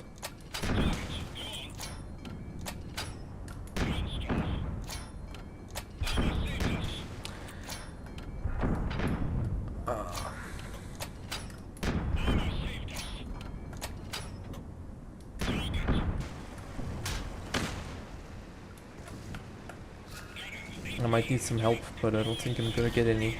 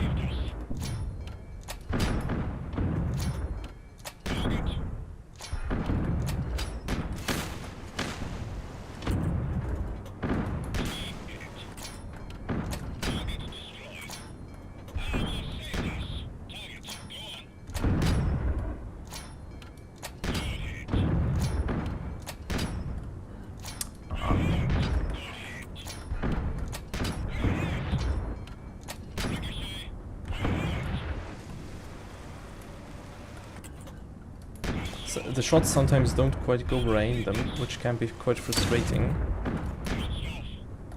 We'll have to do a little bit of debugging on that.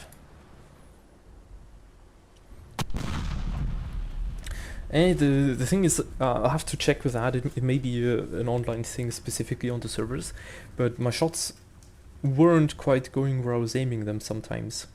So that was a little wonky, right? Like they should have gone through where I was aiming.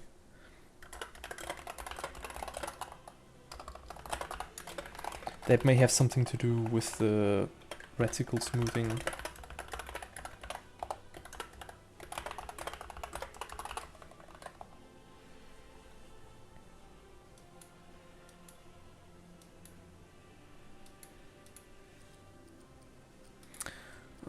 Let's see.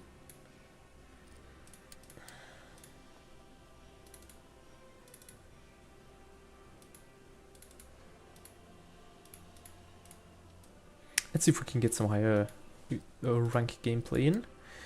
We should be able to go from here to this one. That's like 2 points. And let me have a look. We want to go from here to the Bulldog to the M47. That's the plan.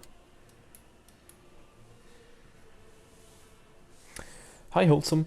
Well, so the game isn't finished, that's the first thing, right? It uses a very much simplified token system for researching at the moment.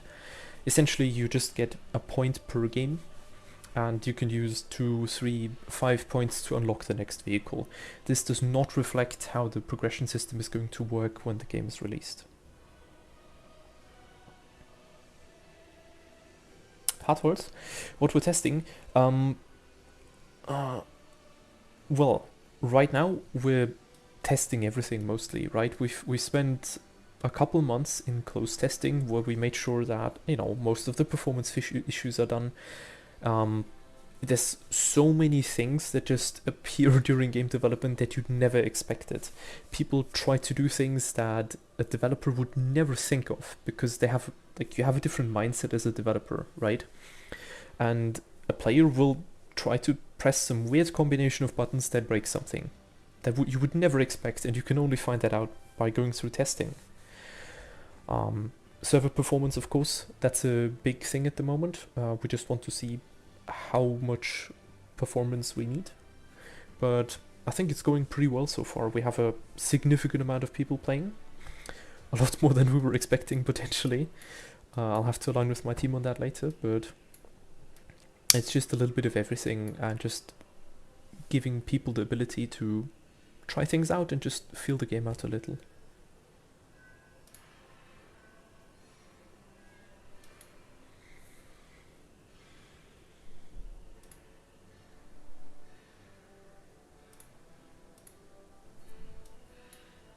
I think we finally got into a game. Of course, the herd thins out at the top a little bit.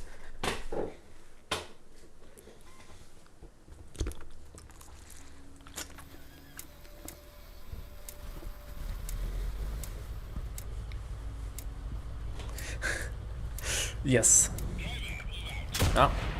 We have one of the M79s, we don't need that one.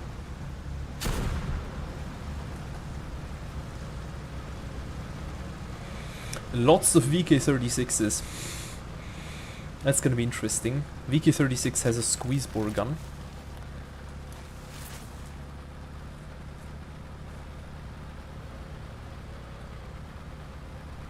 Yeah, there's a little bit, some of the performance degrades over time. I think that has to do with Unity like leaking a little bit of memory potentially.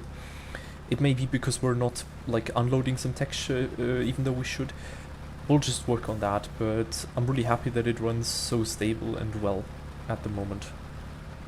Of course there's still room for optimization, but if we can make it work for 90% of people, I think that's a very good start.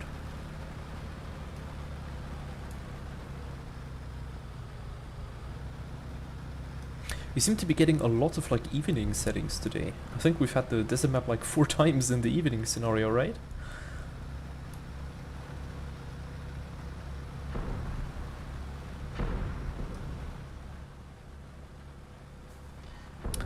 Let's see if we can squeeze our way through there and just roll by.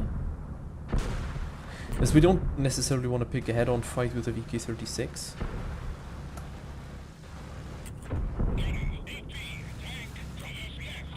Oh no, like that. We don't necessarily want that.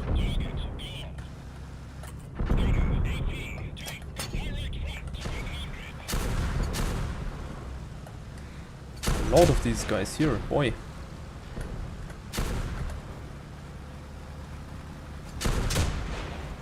He's on a reload.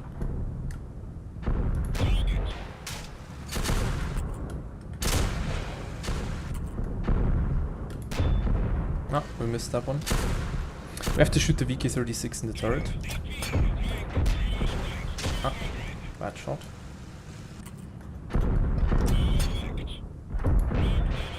We should probably focus on taking out one vehicle rather than facing multiple. We have to shoot that guy in the turret, because the turret is a bit weaker. The hull is 100 mils, the turret is 80, and it's flat, which is the most important part. But this guy back there is really bugging me. I just need to get a bit of help. This guy should probably go ahead and push him a little bit. Otherwise he can just shoot me for free, which is never a good thing. Nah. Can probably get a few shots on that KV in.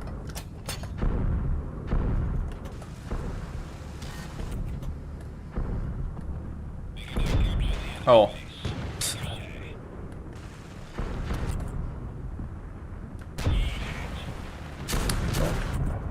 Let's go ahead and take that guy out. Got him. Now we can take out that guy, and then we can go for the rest. Daku, what are your settings? I don't know how much video RAM the 5700 XT has, but it's probably best if you go on our Discord server into the feedback channel and ping Lemior. He's going to be able to help you out. Could be a lot of things going on. Maybe you're just running with too high settings and your computer running off of video RAM. There's a ton of things that could be happening. Yes, I mean, this VFX is not dialed in, but it's a cook-off effect, right? Essentially what's happening is the ammunition inside the vehicle is burning, and that's where you can get that effect. How does the vision system work? Well, Master Shakes. It's not completely finished at the moment, but the basic idea is it feels similar to World of Tanks. It works differently though. So every vehicle has a certain amount of view range, every vehicle has a certain amount of camouflage, and those determine what are the basic determination values that tell you if you can see someone or not. If you drive somewhere near a bush or like something like this here, you can see down here, you get a segment in your HUD, and this means that the frontal arc of my vehicle, like these 90 degrees, are now covered by a bush.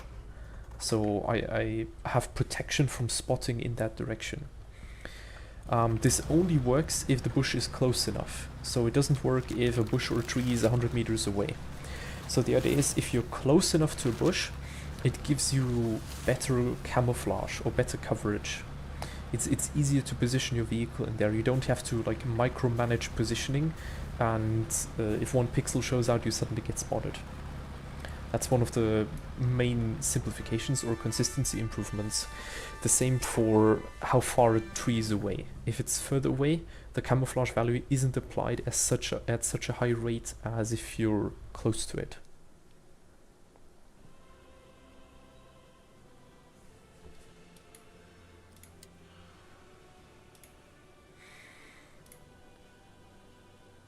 No, we didn't get a point for that battle.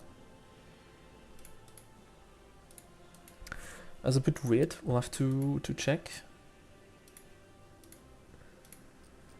Maybe it just didn't update yet.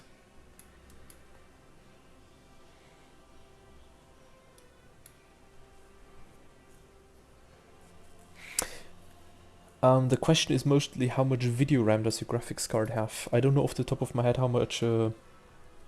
What's that? A 5700 XT have?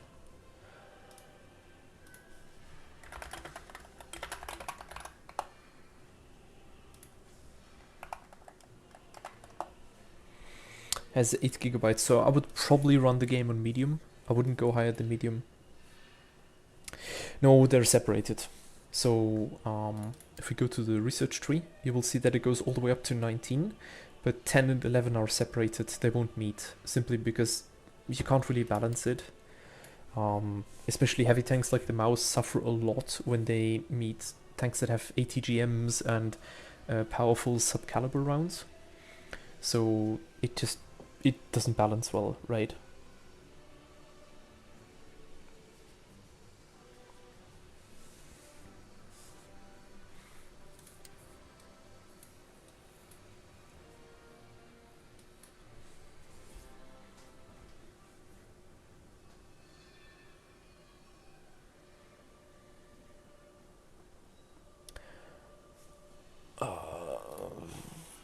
What's the AMD, the NVIDIA equivalent of the RX 9070? I mean, essentially any semi-decent graphics card nowadays is going to run this nicely, right?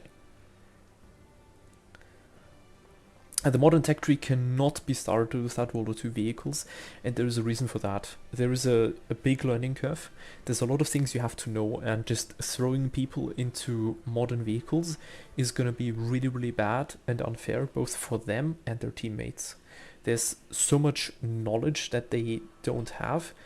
They'd be completely lost. Modern vehicles will be probably a bit more brutal, because they're significantly faster, they have better damage outputs, you have missiles, you have much larger combat ranges. It's going to be much, much easier to make critical mistakes. So, Master Shakes, first of all, we don't use the word premium tanks, right? And it's not our company or my company's design philosophy, it's essentially my design philosophy. I don't have some shareholder that sits somewhere in a room that tells me I have to make 200 million revenue this year. We monetize the game in a way where we think it's good and sustainable. We're not going to do some weird loot box stuff. We don't want loot boxes. There will never be loot boxes in the game.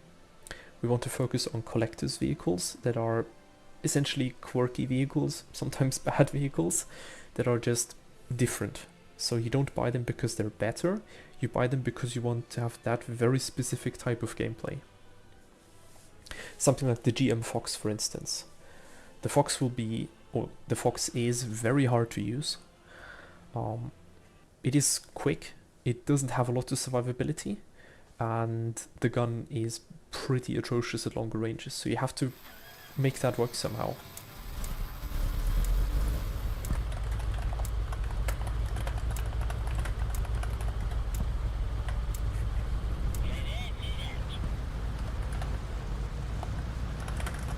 I'll be right back. I just have to send a note to my co-developer.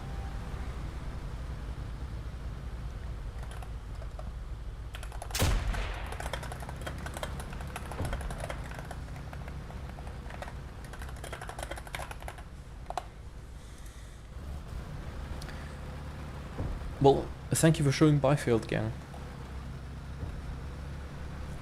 I'll see you on Friday.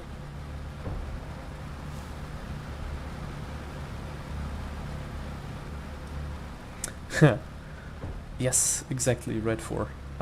We don't want to offer people a way to just buy themselves into high-level gameplay, because they both annoy their teammates by not knowing what to do, and it's also unfair for them, right?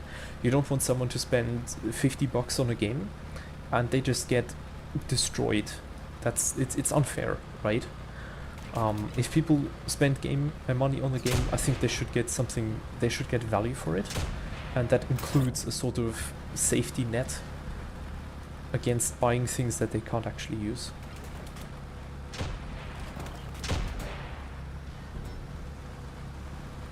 Thank you, Daku.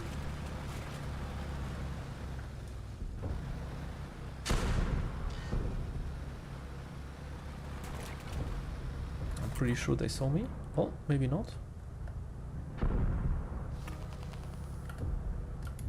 Third side.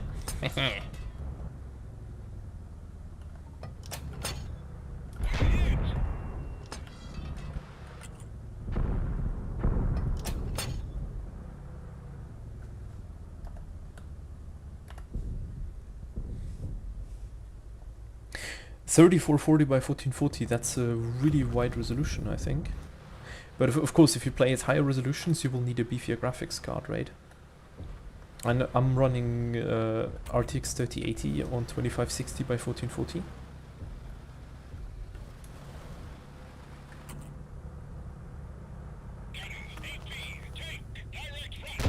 Ah, got him.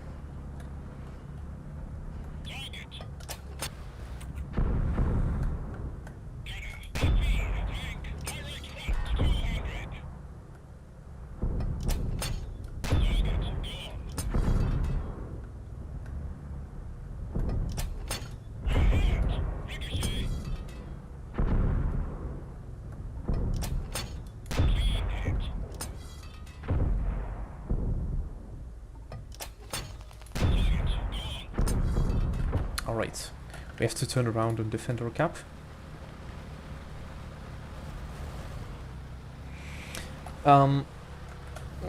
Not quite sure, Master Shakes. So the plan is for the game to move further by the end of the year, and there might be a release first quarter next year. It's really hard to say. We're just a small team, and a lot of things depend on community support, how many people are interested. We'll proceed as fast as possible, but I can't make guarantees, and I can't make magic happen, unfortunately. Repairs, crew, and first aid. It's not set in stone. There are some ideas. We might introduce a system where you have essentially a number of spare parts, so you can reuse things a couple times. But it's not quite decided. Might have to log out and log back in.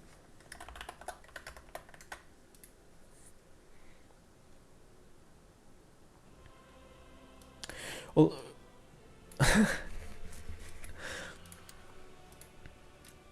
we will support custom or private games, but we can't support progression in them, of course. So you can't play with a friend and earn points that way. But I don't see a reason why you shouldn't be able to test drive vehicles or just goof around in a training room, right? People just like to explore things, people like to try out tactics, and it's important that you give them a way they can do that.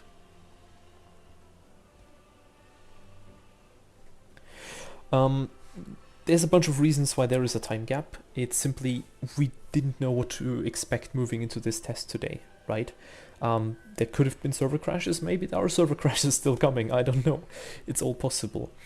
We will definitely make some improvements in between. We'll probably go ahead and add a research point counter somewhere here, so you immediately see how many points do you have on that individual vehicle. We're just gonna, stay on top of that.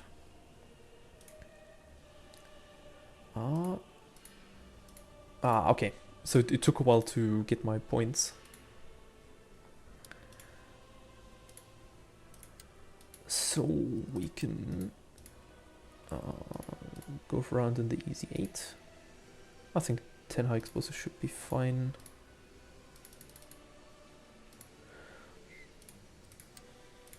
I can take a healthy amount of HVAP. This tank is really balanced around HVAP quite a bit. It really needs this round because the gun isn't super strong.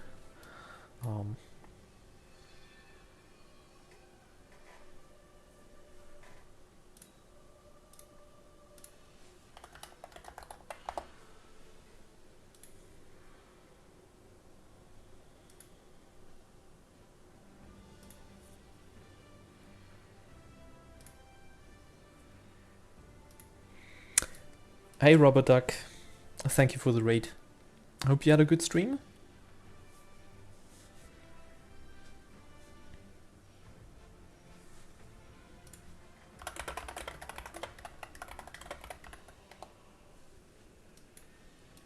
Let's see if we can get into match 12, 15, 16, 14, 18.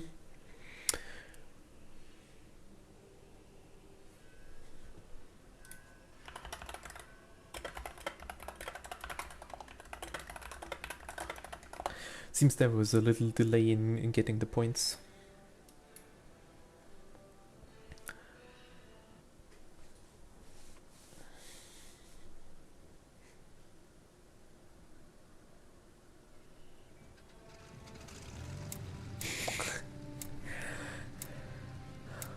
Well, so far I only saw, I think we had one guide round so far in our games, so it's been pretty uneventful in that regard.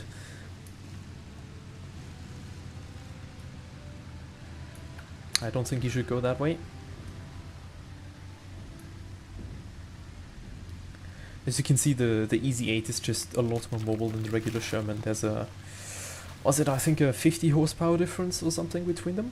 And you notice that quite a lot. It just feels so much smoother to drive.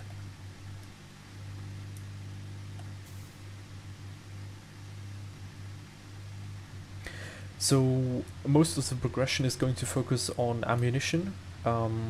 There will be armor upgrades for some vehicles, right? Modern vehicles will get different armor packages. For instance, the Leopard 2A4 has a C and D tag armor package, which changes the armor packages inside of the turret composite, and that makes a huge difference in the protection value. That's going to be one of the upgrades it's going to get in Steel Aces, for example.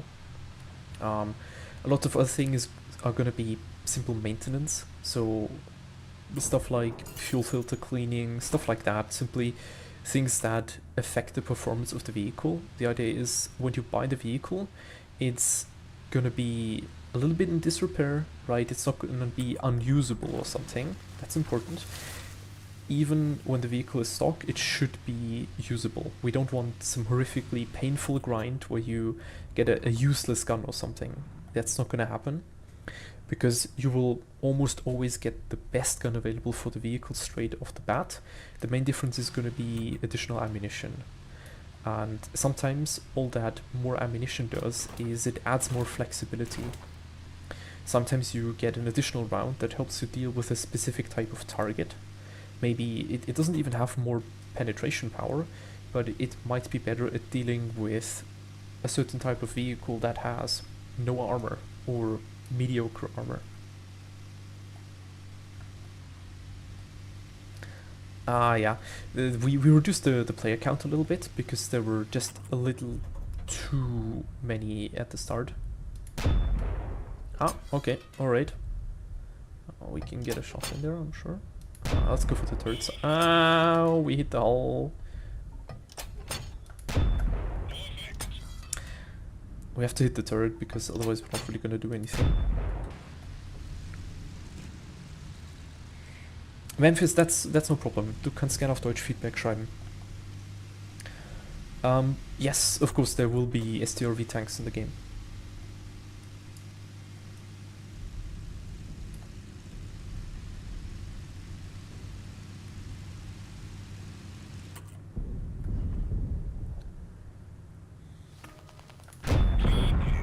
Turret side.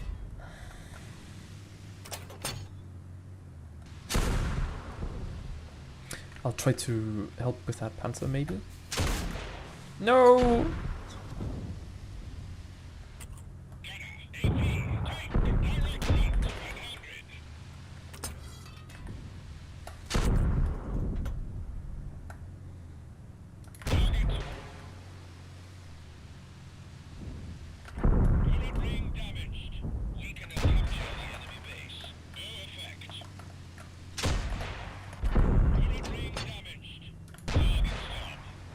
got him there.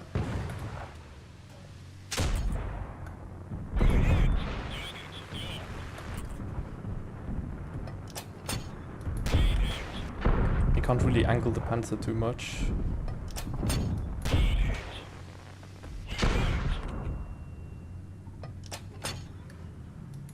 The problem is you can't angle the Sherman at all. He oh, was he shooting APCR? Big mistake, he could have killed me with AP much faster. I think he shot me in the lower plate at like this angle with APCR, which he can do. It's not ideal. APCR deals less damage, so he could have taken much less damage by shooting me with AP.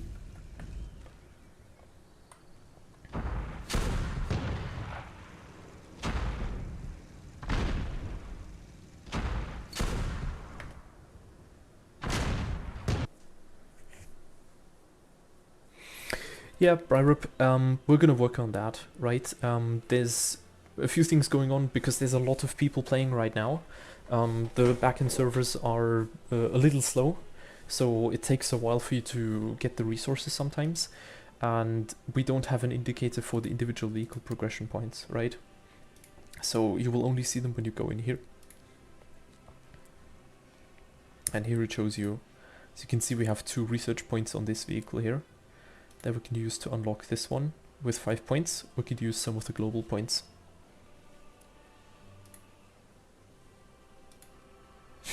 Suffering from success, yes, you could say it like that.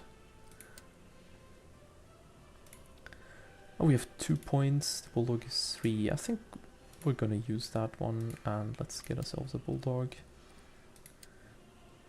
May take, there it is. The Bulldog actually has a deceptively powerful high explosive round. Basically no reason to use HVAP when we have APDS. But we want to have a lot of AP, of course, simply for the damage, really, right? Let's put a bit of camouflage on it. Let's scale that down a little bit. Let's... we want sideways stripes on our Bulldog. That'd be cool, right? This looks fine. Also, we'll go ahead and update how the camouflages work. At the moment, they just paint everything. We're gonna fix that, of course, right? It's work in progress. We haven't been able to simply adjust and fine-tune all of that yet.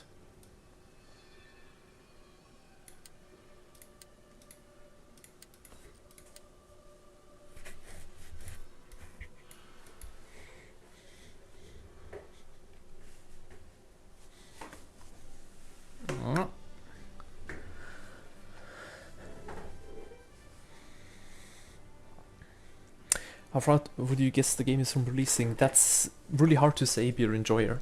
It depends on many things. It depends on community support, but right now we plan for the game to release in Q1 next year.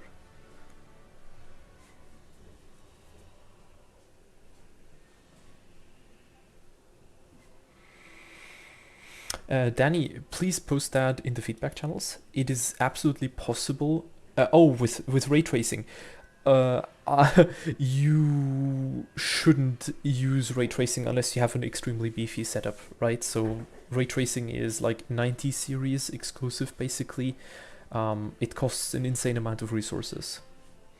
So ray tracing is not an option you enable for fun.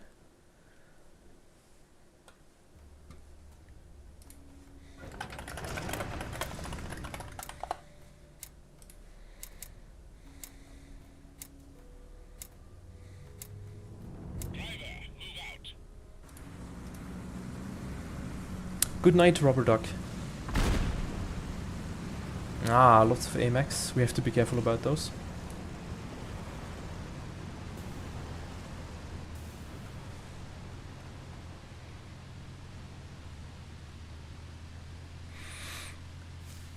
Well, the 5070, I don't know how much video RAM it has. But, no, it's more with how much performance ray tracing actually uses, right? So it also depends on what ray tracing abilities Unity has at the moment. If there's simply one of the older versions in there and you don't have the new frame gen, then it's gonna cook performance, right?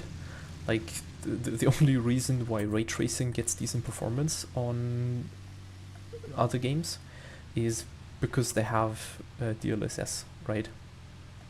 That's the main reason.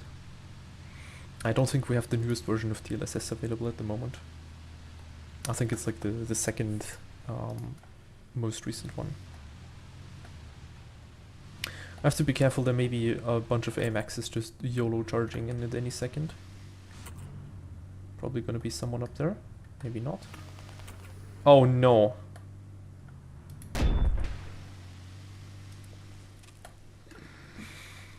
Alright, I'll let someone else poke around that corner. The elephant can actually do that pretty well, that's not a problem, he has enough armor.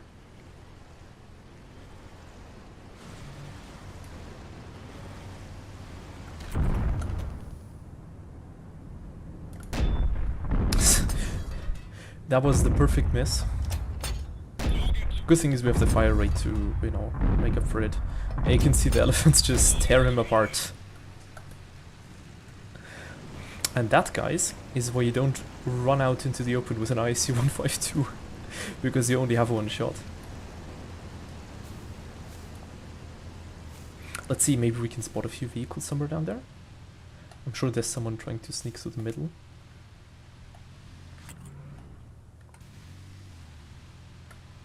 Maybe not. Maybe not.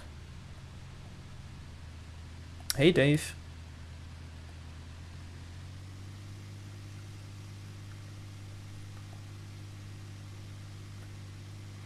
KV-122 sniping back there.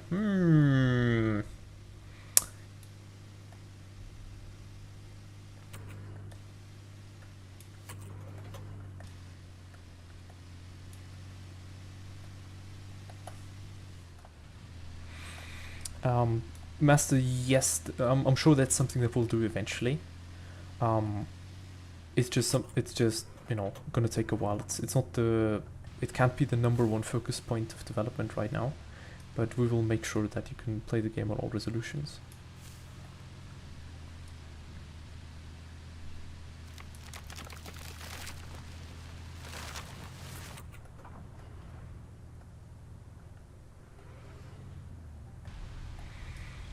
Oh boy. This game has been a bit rough so far. It's close. Oh.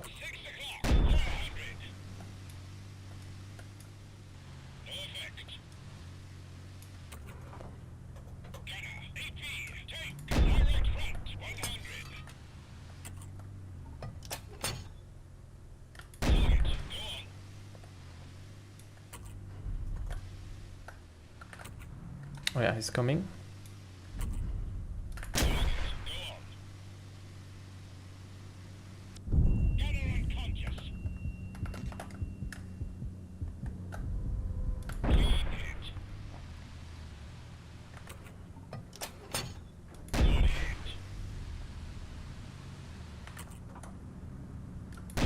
ISU has really good reverse speed, actually, as you could see there. That's because it has the KV-1S gearbox with almost 20 kilometers an hour reverse speed.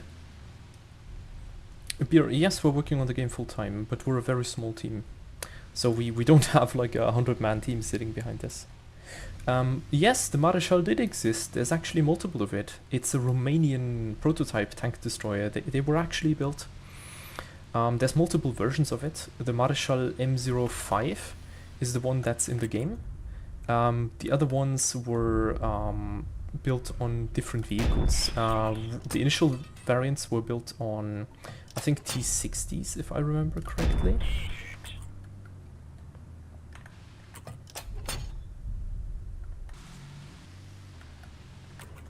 I'll just sneak forward a little bit. I'm pretty sure he's going to be side on. Yes, he is. Yes, we can flank him. Yeah, he's cooked. We'll get him.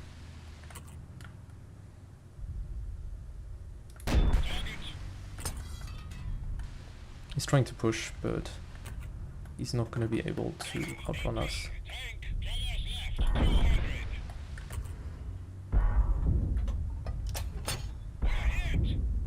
Let's go for one last shot. Alright, that's fine. We got him. Ah, come on. Just one high explosive round, guys. He's easy to finish off. I did... Ah, okay. There we go. Yes, of course we plan on expanding the developer team, but simple as that. Developers cost money, right?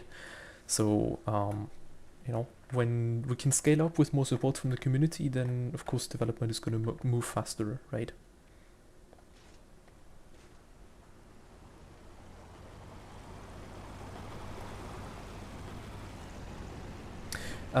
That's a placeholder at the moment, Cloaker. It's not defined at the moment, it's just a... It's a nice icon.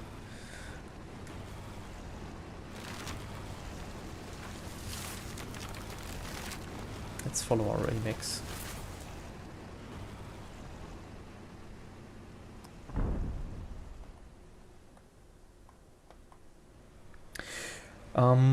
Yeah, I mean, I've been coding most of my life, especially my professional life. Actually, I come from the automotive industry. I built driver assistance functions.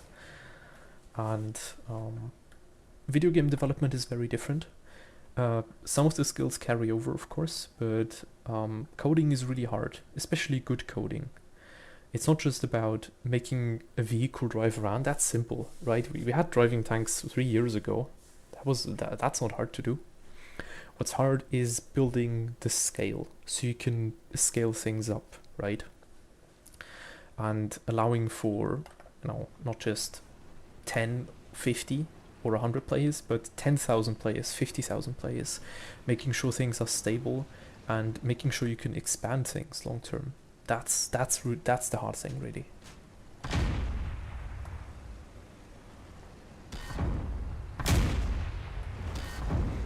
And there we go. All right, good one.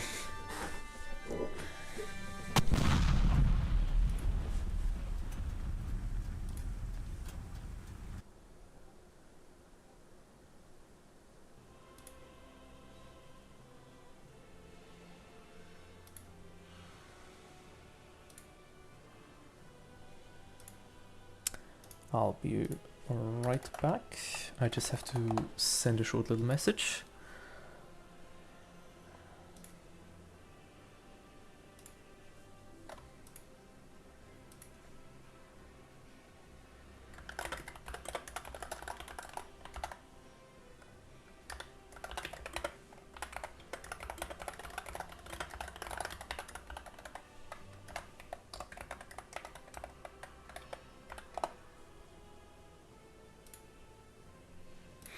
What parameters influence matchmaking? At the moment it's just rank, nothing else.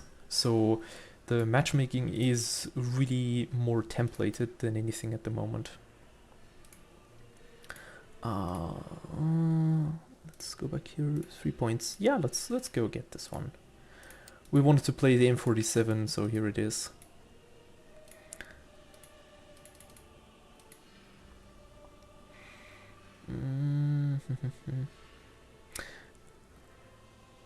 We'll take a few heat rounds, not too many.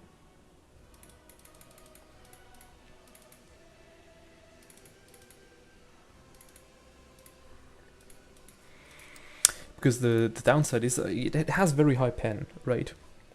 I can punch through a lot of armor. The problem is you drop our damage output by quite a lot. So if possible, you really want to use the APCR or HVAP round, or AP of course. Because that's really what we need to kill things quickly. What's the plans for the future? So the idea is the approach to matchmaking is a multi-layered one. The important thing is that the vehicles are balanced. That's the first thing. Because if tanks are unbalanced or unfair, then no amount of matchmaking in the world will save that or make the experience fun, right? The next one is team compositions. You cannot have a team that has only support vehicles. So having 12 tank destroyers is horrible. Having 8 is problematic. It doesn't work. You need a healthy composition of heavy tanks, vehicles that can take hits, that move to a front line, and vehicles that can move in between, like medium tanks. So the focus will be on having a core team of heavy tanks with medium tanks, a few light vehicles, and few tank destroyers or fire support vehicles. And that is a perfect segue into the next question. Are there plans for indirect fire vehicles? There are no plans for indirect fire vehicles in the game, or vehicles that can utilize indirect fire in the game.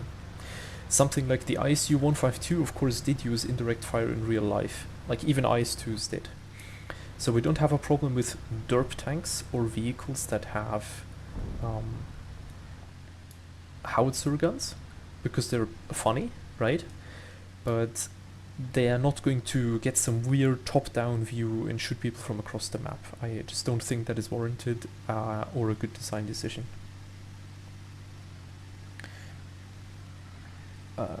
Tigerius. So essentially what you mean is realistic style aiming. It's not going to be a thing for arcade, so not for this game mode, but there will be a realistic game mode where you actually have to lead shots differently. What you can do at the moment, like you see this jump on the reticle here, right? And that's because the distance that we aim at is limited to 2,500 meters. But what we can do is we can do this. We can lock the distance, and if we try to shoot at 100 meters and aim in this direction, the shot is going to land here, somewhere back at that hill, right? Alright, let's see if we can help out over here. Yak Tigers will probably need a bit of heat, to be honest.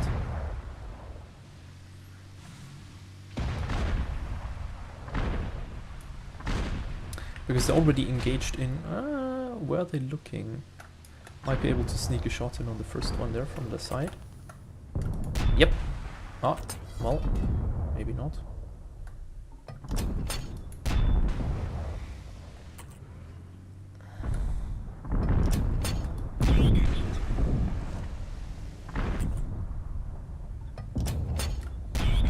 The thing is with, like, he's not going to block the heat rounds that I'm shooting at him, right? They're going to go through it every angle, basically.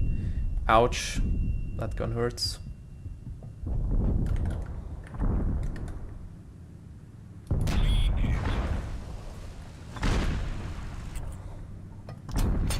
We don't really have armor with the pattern, right? We might be able to go through his, like, hull floor. Ah, no. Oh boy, we have a problem. I think it's probably better to try and push for him. And just, you know, try and kill him by shooting faster. Than trying to fight the entire team head on.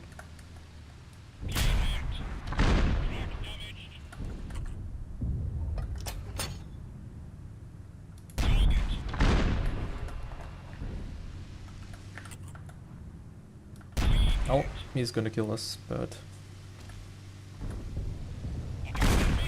unfortunate. But I think we're gonna win. Like, these guys didn't manage to break through and we... ah! There we go. You can hear them knocking inside the vehicle. I'm glad you had a good experience, Tigerius. Derp guns, well, that may be a word that's mostly used in World of Tanks. Derp guns are just howitzer guns, right? Stuff that, you know, slaps someone in the face that does a lot of damage, right? KV-2 is of course going to be included in the game. There's not even a problem with rocket launchers necessarily, as long as they're unguided. So if it's something derpy like the Calliope that can just launch rockets in a direction, that may not even be a problem to balance actually. It's really more when it's indirect. So the sort of artillery we know from World of Tanks where you can shoot someone from across the map, that's just not going to be included, right?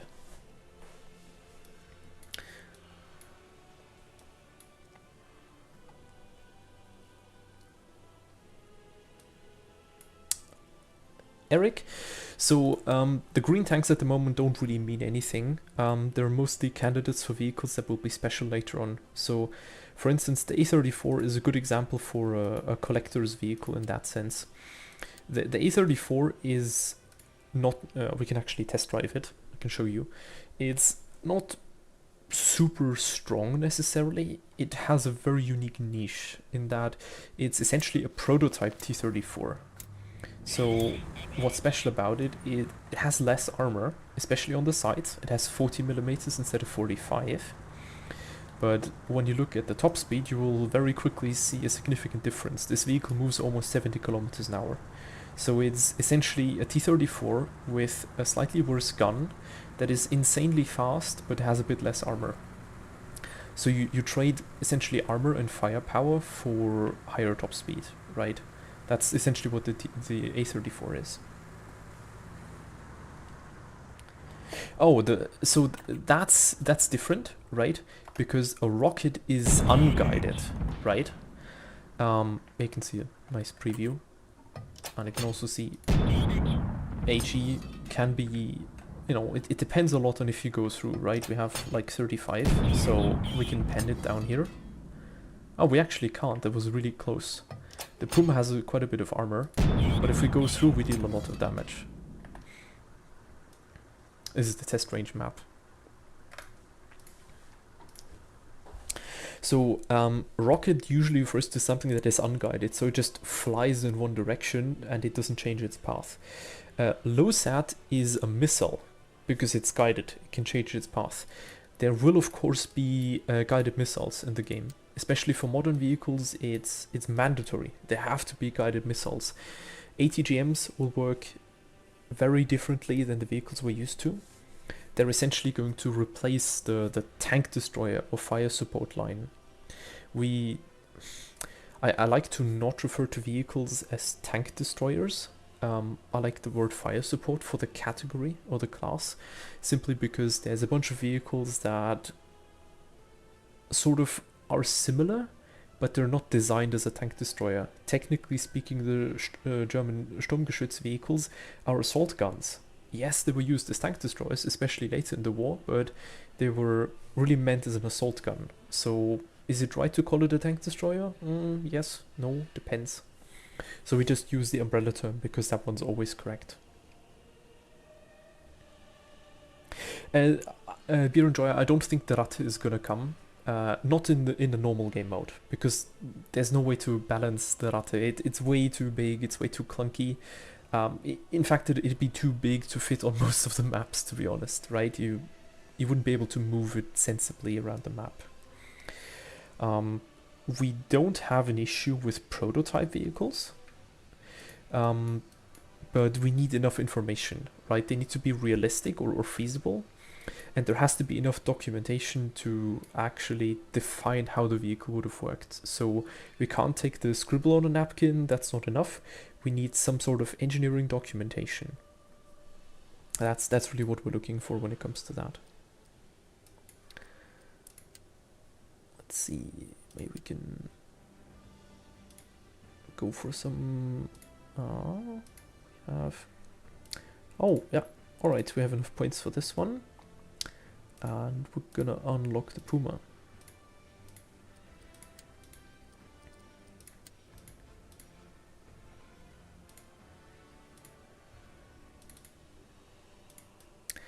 So we'll do some real vehicle gameplay, hopefully. We'll see. We might be just past the curve here, but we'll see. We already have dynamic weather, right? So what you saw before, the desert map, I think that was an evening scenario. So we have the ability to go for different times of day, and it will absolutely be a thing. We'll probably also include different weather scenarios. So different vision rules, essentially, based on if it's raining, if there is thick fog, stuff like that. And night vision will also be a thing, of course, yes. We're not quite sure on how we're going to balance and implement all of that. I think night battles should be just more of a cool experience. I don't want vehicles to get into night vision battles or night battles when they don't have night vision, as it's a bit pointless to have a vehicle that is essentially blind. I don't want that to happen. It's just unfair to the players.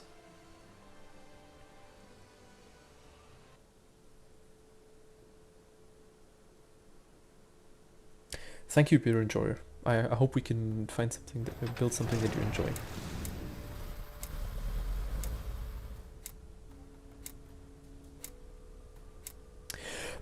It's entirely possible that sometimes things feel a bit off or aren't dialed in perfectly, right? The game is in work in progress.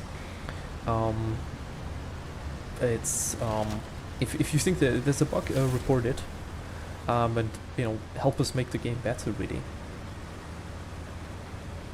as you can see, the Puma is quite sensitive, right? Like you can make quick turns, but you can't make 90-degree turns without losing a lot of speed. So the steering is essentially limited by how much grip the wheels can provide. And we can't just make a 90-degree turn on the spot. And it's extremely fragile, right? We have like 500 HP and the vehicles have significantly more. I think we can actually try to make an aggressive move here. We have a lot of teammates supporting us. We might be able to... Alright, we have a BT7 behind us, I think.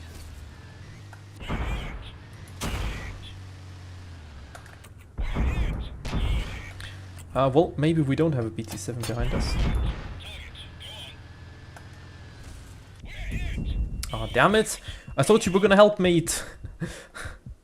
Okay, well, he got annihilated immediately. If he pulled through with me, if he went over here, we could have fought him, but I guess we took a bit of a gamble here.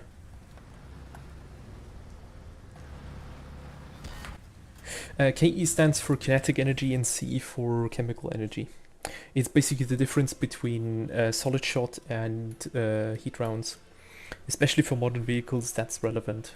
So when you have material that is not just flat steel like this, that is a layer, like on the T-72 for instance, we have a layer of steel, textulite and steel that behaves differently against missiles. Essentially, in the Cold War, the idea was that the main threat are going to be heat rounds and missiles, so we're going to optimize vehicles to be protected against those.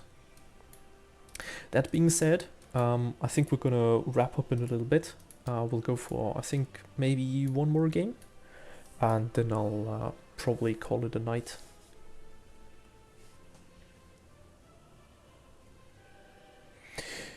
Yes, that's about right. I don't know if it's going to be 40 nations, it may be more like 50, but certainly 1,000 plus vehicles, of course. I don't know if we can get up to 2,000 long term, not quite sure on that, but I'd say around 1,500, but that's more the 10-year plan, to put it that way.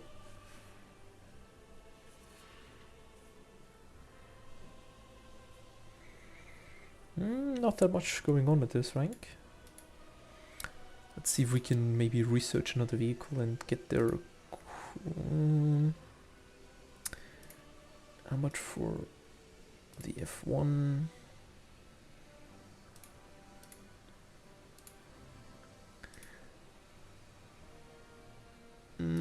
We can get a baby Panther, I think. We can just queue up with this one. This one doesn't get an APCR round because it really doesn't need it. It used to have it in the other patches, but it already has pretty much infinite armor penetration, so... Tigurius, well, if you have connections, feel free to talk with them. I think they're rightfully very, very careful when it comes to digital games that have tanks in them. And later down the track, I'd love to work with them. We partnered with the Canadian Tank Museum to build the Fox. And I'd love to keep doing that in the future, supporting history and embracing history as a part of, tanks overall is one of our foundational principles. And we do want to educate people with the PvE campaigns later, right? So we absolutely do want to tell stories that, happened, or stories that could have happened, to put it that way.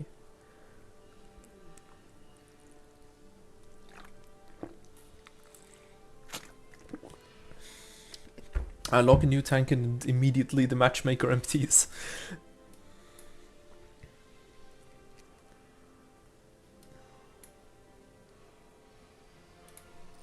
Maybe rank 9 is filling up again. We go to 11 there. 12.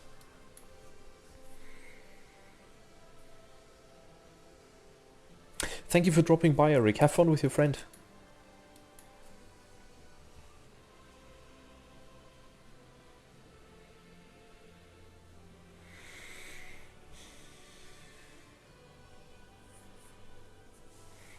if you guys have any more questions, shoot now. We're sitting in the queue. Not a lot going on.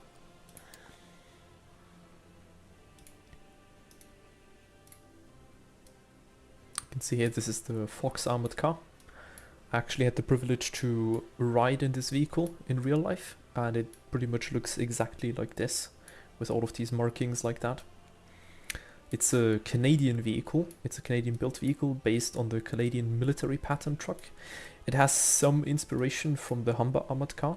I think like this grille may be taken from that, but the rest is a domestic Canadian design pretty much. We don't have an M60 yet. We do have an M103, but can we research that one? No, we can only research that one from the T29. But it's gonna come sooner or later.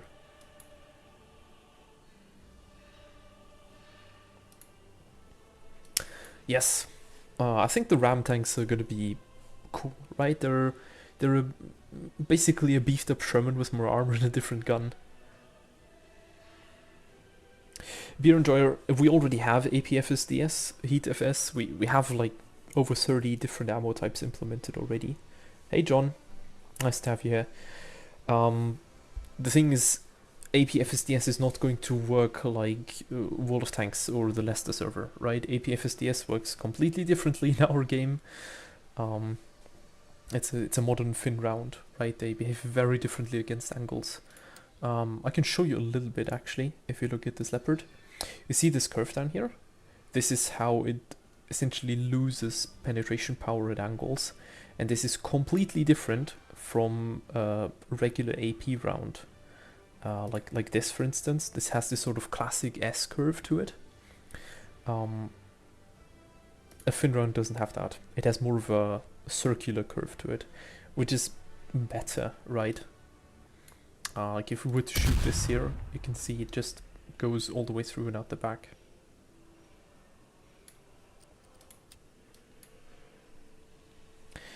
IFE's autocans, we already have infantry fighting vehicles implemented. We have a BMD2. You'll hopefully be able to take that out in one of the next test iterations. Not like the next weeks, but in the nearer future, hopefully.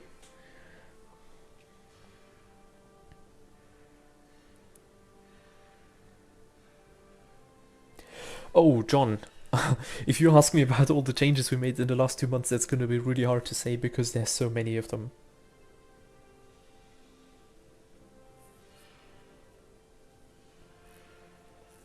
The 76mm Vespa motorbike, I don't think that's going to happen.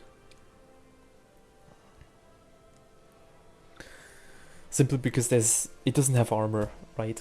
Plus I think it's more of a fire support vehicle for supporting infantry.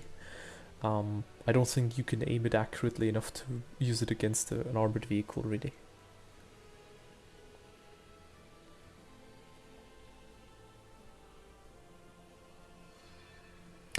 Misia, please drop that in the feedback section. It's on our Discord server, and if you encounter any sort of bugs, we're almost to the queue. We need 2 more vehicles. If you encounter any bugs, document them, drop them in there, and we'll handle it. And hopefully we have it resolved by the next playtest. We'll have to see. It'll probably take a week to sort most of those things out. Danish Defense Tuk Tuk, I don't know about that. There are some interesting Danish modifications though. There's an M41 DK1, which is essentially a super beefed up bulldog with I think like night vision, full stabilization and so on. So that's certainly a vehicle I'll be looking forward to. The Bradley is going to be included in the game, of course. It's going to be treated as a fire support vehicle, essentially, because it doesn't make sense to use the Bradley as a scout, because it's not really a scout in that sense. It's not a reconnaissance vehicle. It's an infantry support vehicle, or an infantry fighting vehicle, and the closest role that is sensible for a tank game is fire support, right? You can provide fire support against vehicles with medium armor, or like thin armor levels with a main gun. You can provide fire support against tanks with the missiles. That's really the idea.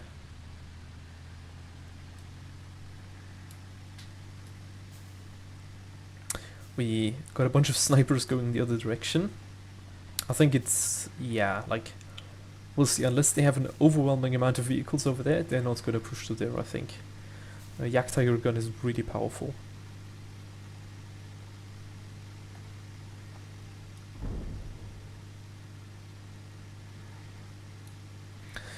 We'll have to see. Only 2 vehicles here, maybe understaffed. Let's see.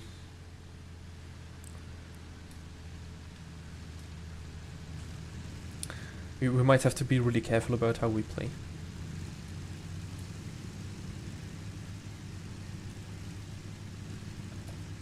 I think I'm actually going to load a heat round, just in case for the first guy that appears, so I get some guaranteed damage out at least.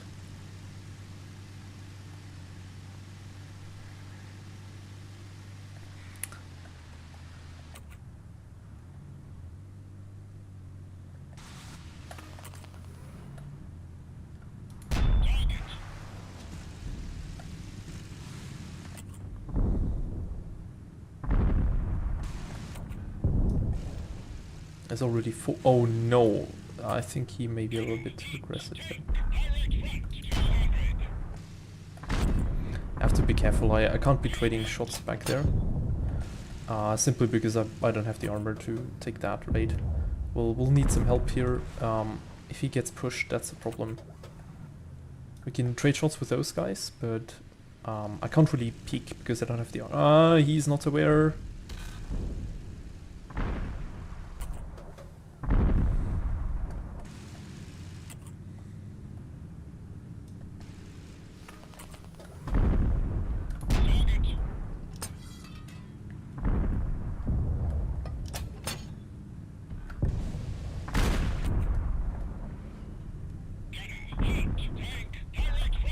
Ouch, damn it.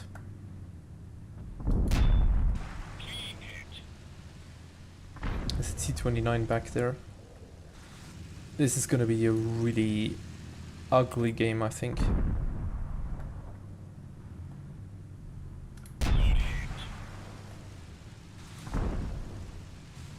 Yeah, he's getting pushed out. We'll have to run away, I think. As we have a lot of guys camping back there. If we draw them out to fight in this area here, we can get some fire support from the Yak Tigers, I think.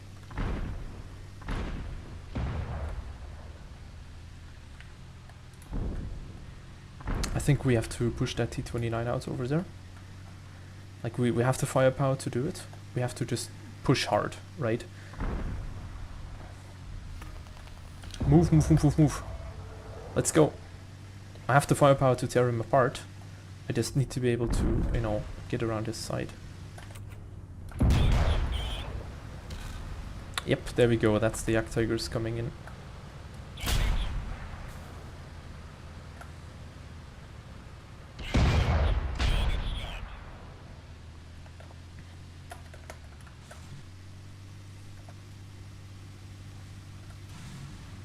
Let's see if we can provide some spotting for our teammates there.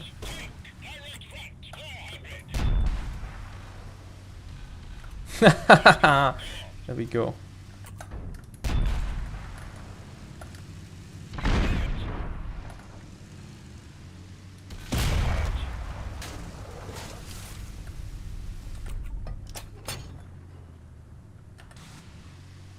Ah, damn it, he got me this side of the turret.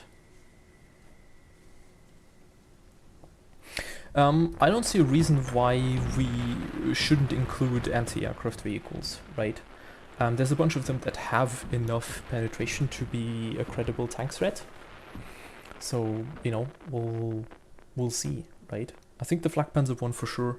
The Bofors truck probably as well. We'll just have to see where we place them, because generally speaking, it may be hard to balance them. If you put them at too low a rank, they have too much firepower.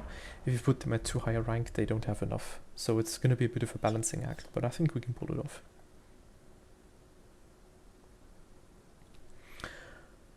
Alright. I think he's going to get smacked in a second, huh? Where did that one go? And he disappeared. I don't have the view range to see him through the bushes. I don't think we'll get tanks that can fire nukes. I don't see a way we can balance that.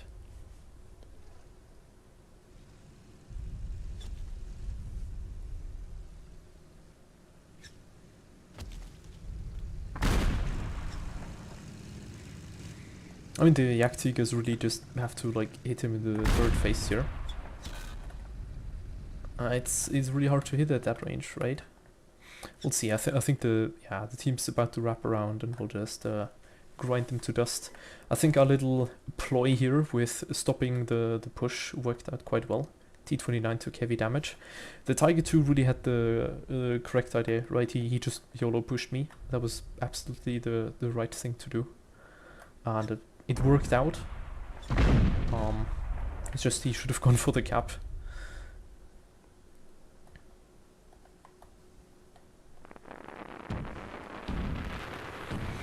I don't think we really need tank data leaks, to be honest. All the historical stuff is quite well documented, and for the modern stuff, you know, you can't make a perfectly accurate simulation anyways for the modern stuff. You can just make it fair, balanced, and reasonable, right? And that's really what we're going for. We're not gonna have a perfect one-to-one armor simulation of a Leopard 2. The auto-login feature doesn't work at the moment, yes. We'll update that. Yes, howdy. At the moment, flipping immediately knocks out your vehicle. We'll implement flying tanks if they become... Well, I mean, yeah, sure. There's a lot of other crazy concepts, right? So, you know. You can see there, he shot him the turret. That's important. That's a good shot.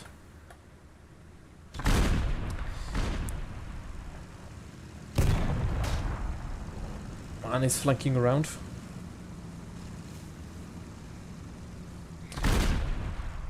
I think the Panther is gonna lose this fight. Amphibious tanks are planned and will be implemented. It's just gonna knock him out of the turret, I think. Oh, there we go. The 122 shouldn't be underestimated, right? And I mean, you saw here, the Panther is basically a heavy tank, right? I don't know what happened there. Oh, we captured the base. Well, I think that concludes our last game for the day. Thank you very much for tuning in, guys. Thank you very much for all the questions. Thank you very much for all the positive feedback. It's been a blast, and I hope we'll see each other again soon. Have a nice one.